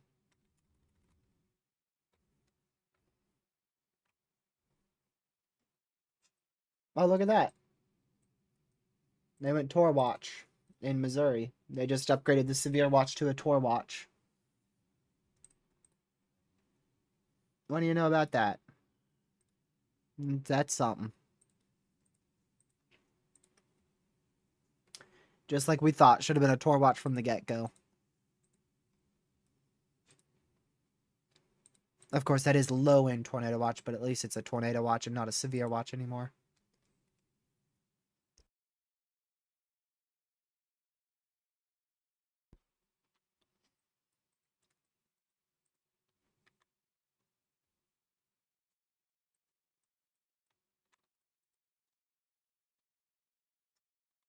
None of these warnings on the southern side look that good. Just the largest concern is that PDS tornado warning still. None of the other warnings look that good. I don't think there will be any chance for a violent tornado once these storms get to you, V. I wouldn't rule out a strong to intense tornado somewhere in central Indiana. Could be further to southwest or around the vicinity of just west of you, but yeah, that would come from one of this general storm in here. That would come from one of these storms.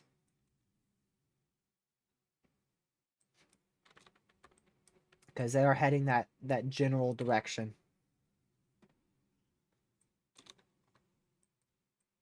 New tornado warning not confirmed into Sullivan in Iowa, or rather, Illinois. And I think that CC is weakened a lot. I don't. That could still barely be on the ground, but definitely lower. Lower CC drops there. I'm going to take a very quick break, y'all. I got to go do something real quick. Give me 2 minutes. I know it's pretty bad timing, but I'll be right back.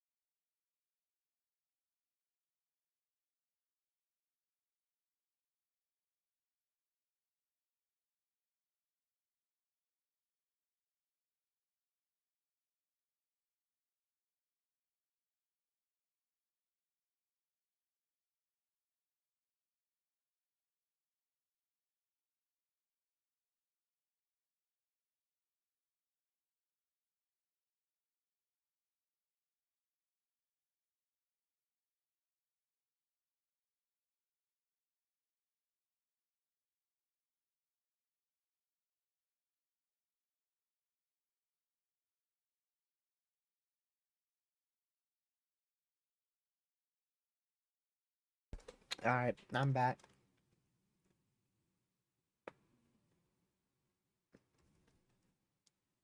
Oh my word.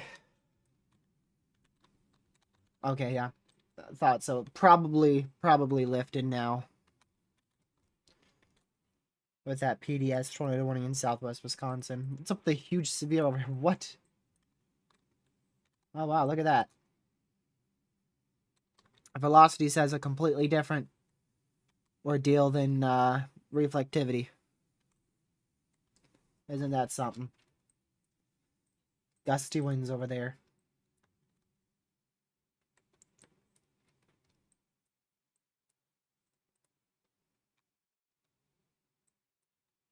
Ooh. Getting a bit better area rotation here for Butler, southwest Missouri. Little bit better there.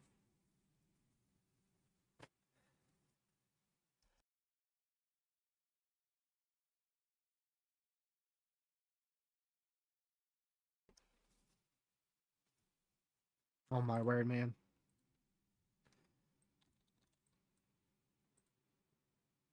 At 9 tornado warnings right now.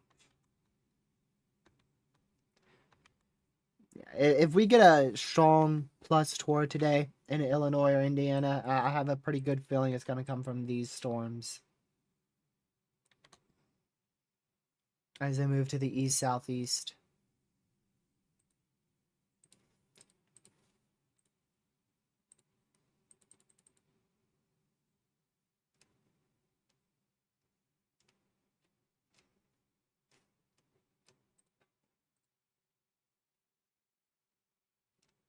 So we'll keep watching that. How long for that PDS warning? 17 minutes. I'd expect them to either downgrade that or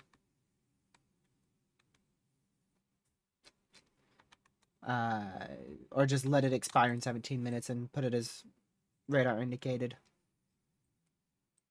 Yeah, I'm probably not going to stay live much longer, man. I feel horrible. I do. It's not that bad, but it's like the combination of everything. Like I have a headache, I'm dizzy, and I'm sneezing and I'm coughing, and all of that combined makes it bad. None of those things are like insanely that bad. It's just there's so much symptoms. It's murdering me over here.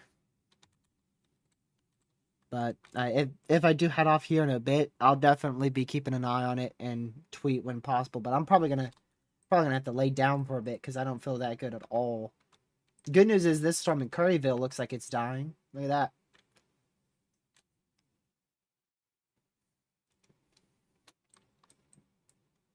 Looks like that's dying in Missouri. I don't think today's fully cooked. I would not be shocked if there's a violent tornado threat out of this storm right here going into eastern Illinois, west central, southwestern Indiana.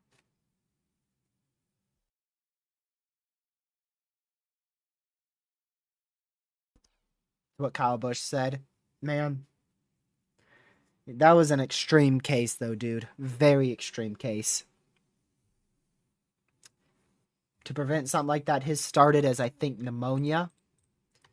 Really, the biggest thing is to just stay hydrated and sleep elevated. But he's a NASCAR driver, so when you have pneumonia and you get 4 to 5 G's of force in a NASCAR, that's what did it. That's what really did it for him. Absolutely horrible.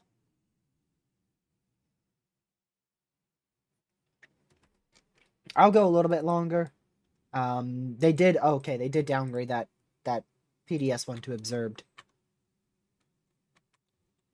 It still looks like it could be on the ground. I mean, that couplet is still pretty good. Pretty good couplet there.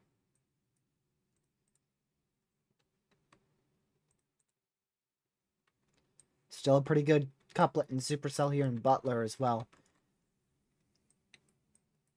I mean, these don't look as bad as they once did, but I don't think all of them are going to end up producing tornadoes. Really, the ones I'm most concerned about. This one looks like it's turning a little bit sloppier, so hopefully that stays the case. This one's dying out.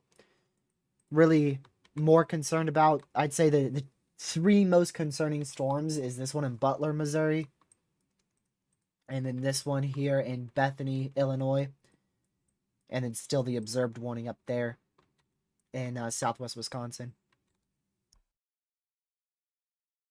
Another sneeze. Let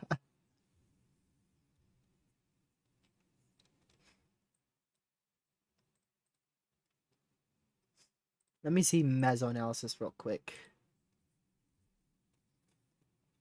Not bad at all. I really think this is just the start of it. I really do. That's why I wanted to try to push myself to stay live, but I don't think I can. I really think the peak Tor threat is yet to come.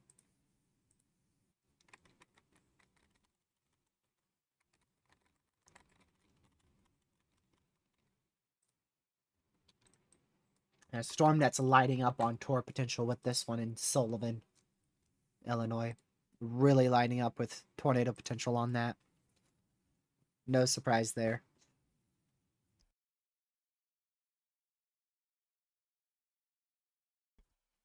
No, I probably am going to head off. I probably will. I might attempt to come back if anything goes crazy, which it probably will, but I won't promise that because I don't feel well. And I highly doubt I'll be live tomorrow as well.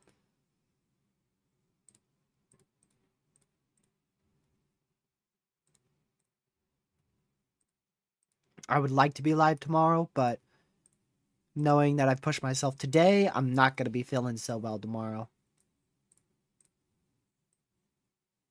But tomorrow's main Tor potential, let me take a look at that real quick. It's going to be in the southern U.S. and the northeastern U.S. I think both of these could be upgraded to a 5% Tor risk. And I wouldn't rule out a strong Tor in either one of them. Day 3, just some isolated thunderstorms, maybe a brief Tor, no big deal there. And then day 4, we get right back to it. Saturday has some MCS derecho potential. And then day 5, there's no highlighted area, but we're probably going to be talking about the Midwest and maybe the Tennessee Valley on Sunday. But Sunday has downtrended just a bit, but I have a feeling we're going to be talking about that area on Sunday.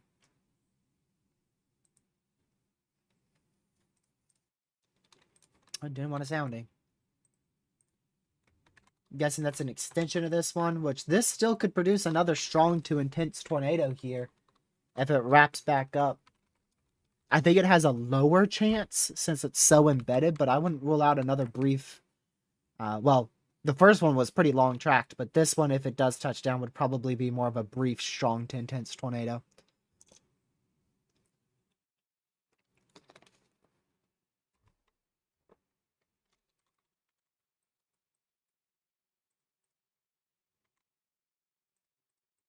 Also, another thing is these storms here are heading into a radar hole.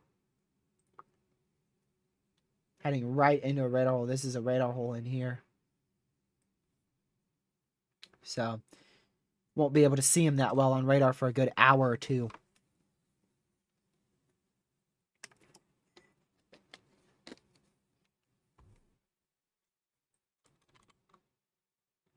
Observed torus still stays for 10 more minutes. But nothing... The observed tor does look pretty impressive.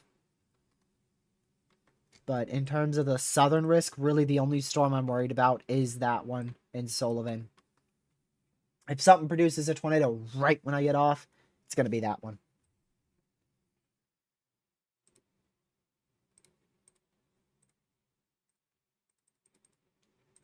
Wait, new Tor watch. Oh, Wisconsin Tor watch. Wow. Upgraded part of that severe watch and extended a new Tor watch there. Till 10 p.m. So they think that storm's going to be capable of producing a few tornadoes, maybe even one strong over the next 3 hours. Man, they'd be upgrading all the watches to Tor watches. That's the second watch we got today that got upgraded to a Tor watch. It's rare just to get one of them upgraded, and we got 2 of them upgraded. Not something you see often whatsoever. It's 2 severe watches getting upgraded. Quite crazy. You think upstate South Carolina could get in on that 2% Tor risk tomorrow? Yeah, probably. Probably.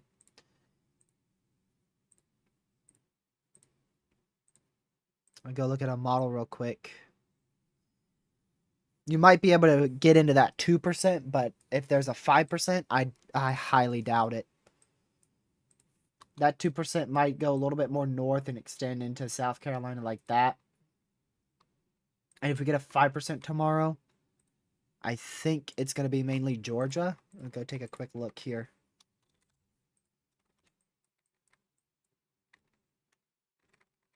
Yeah, if there's a 5% tomorrow, I would say right in here.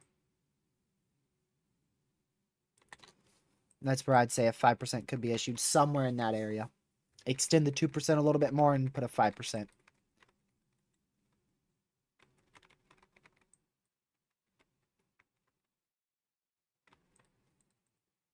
That's what it looks like. What'd you miss? You missed quite a lot. We had a PDS tornado warning in northeast Iowa, southern Wisconsin.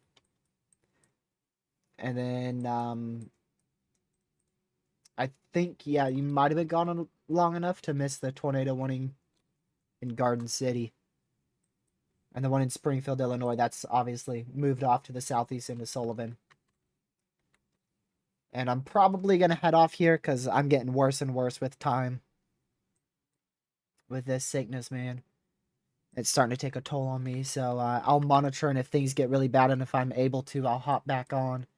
Outside of that, I'm going to try to do maybe some Twitter posts. But yeah, for Indiana, this is probably going to be the only... We might get another tornado watch for southern Indiana into Kentucky and Ohio. But, like, if you're in northern Indiana, you're not going to be put under a tornado watch. It would be southern Indiana into Kentucky.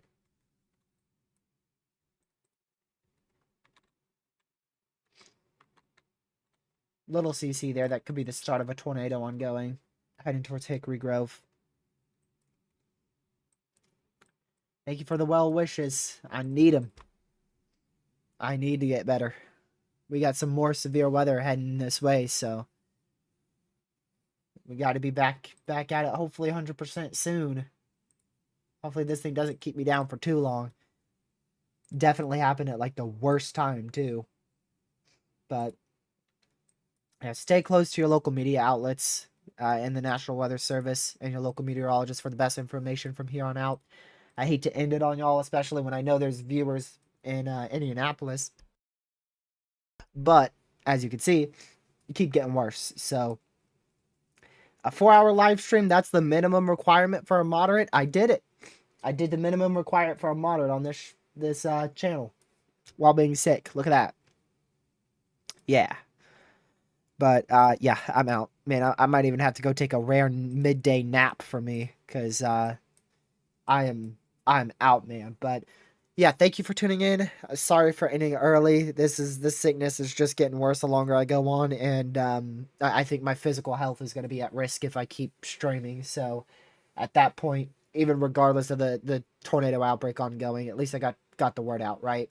So thank you guys for watching. Thank you, Mods for Mono Chat, everybody for being here.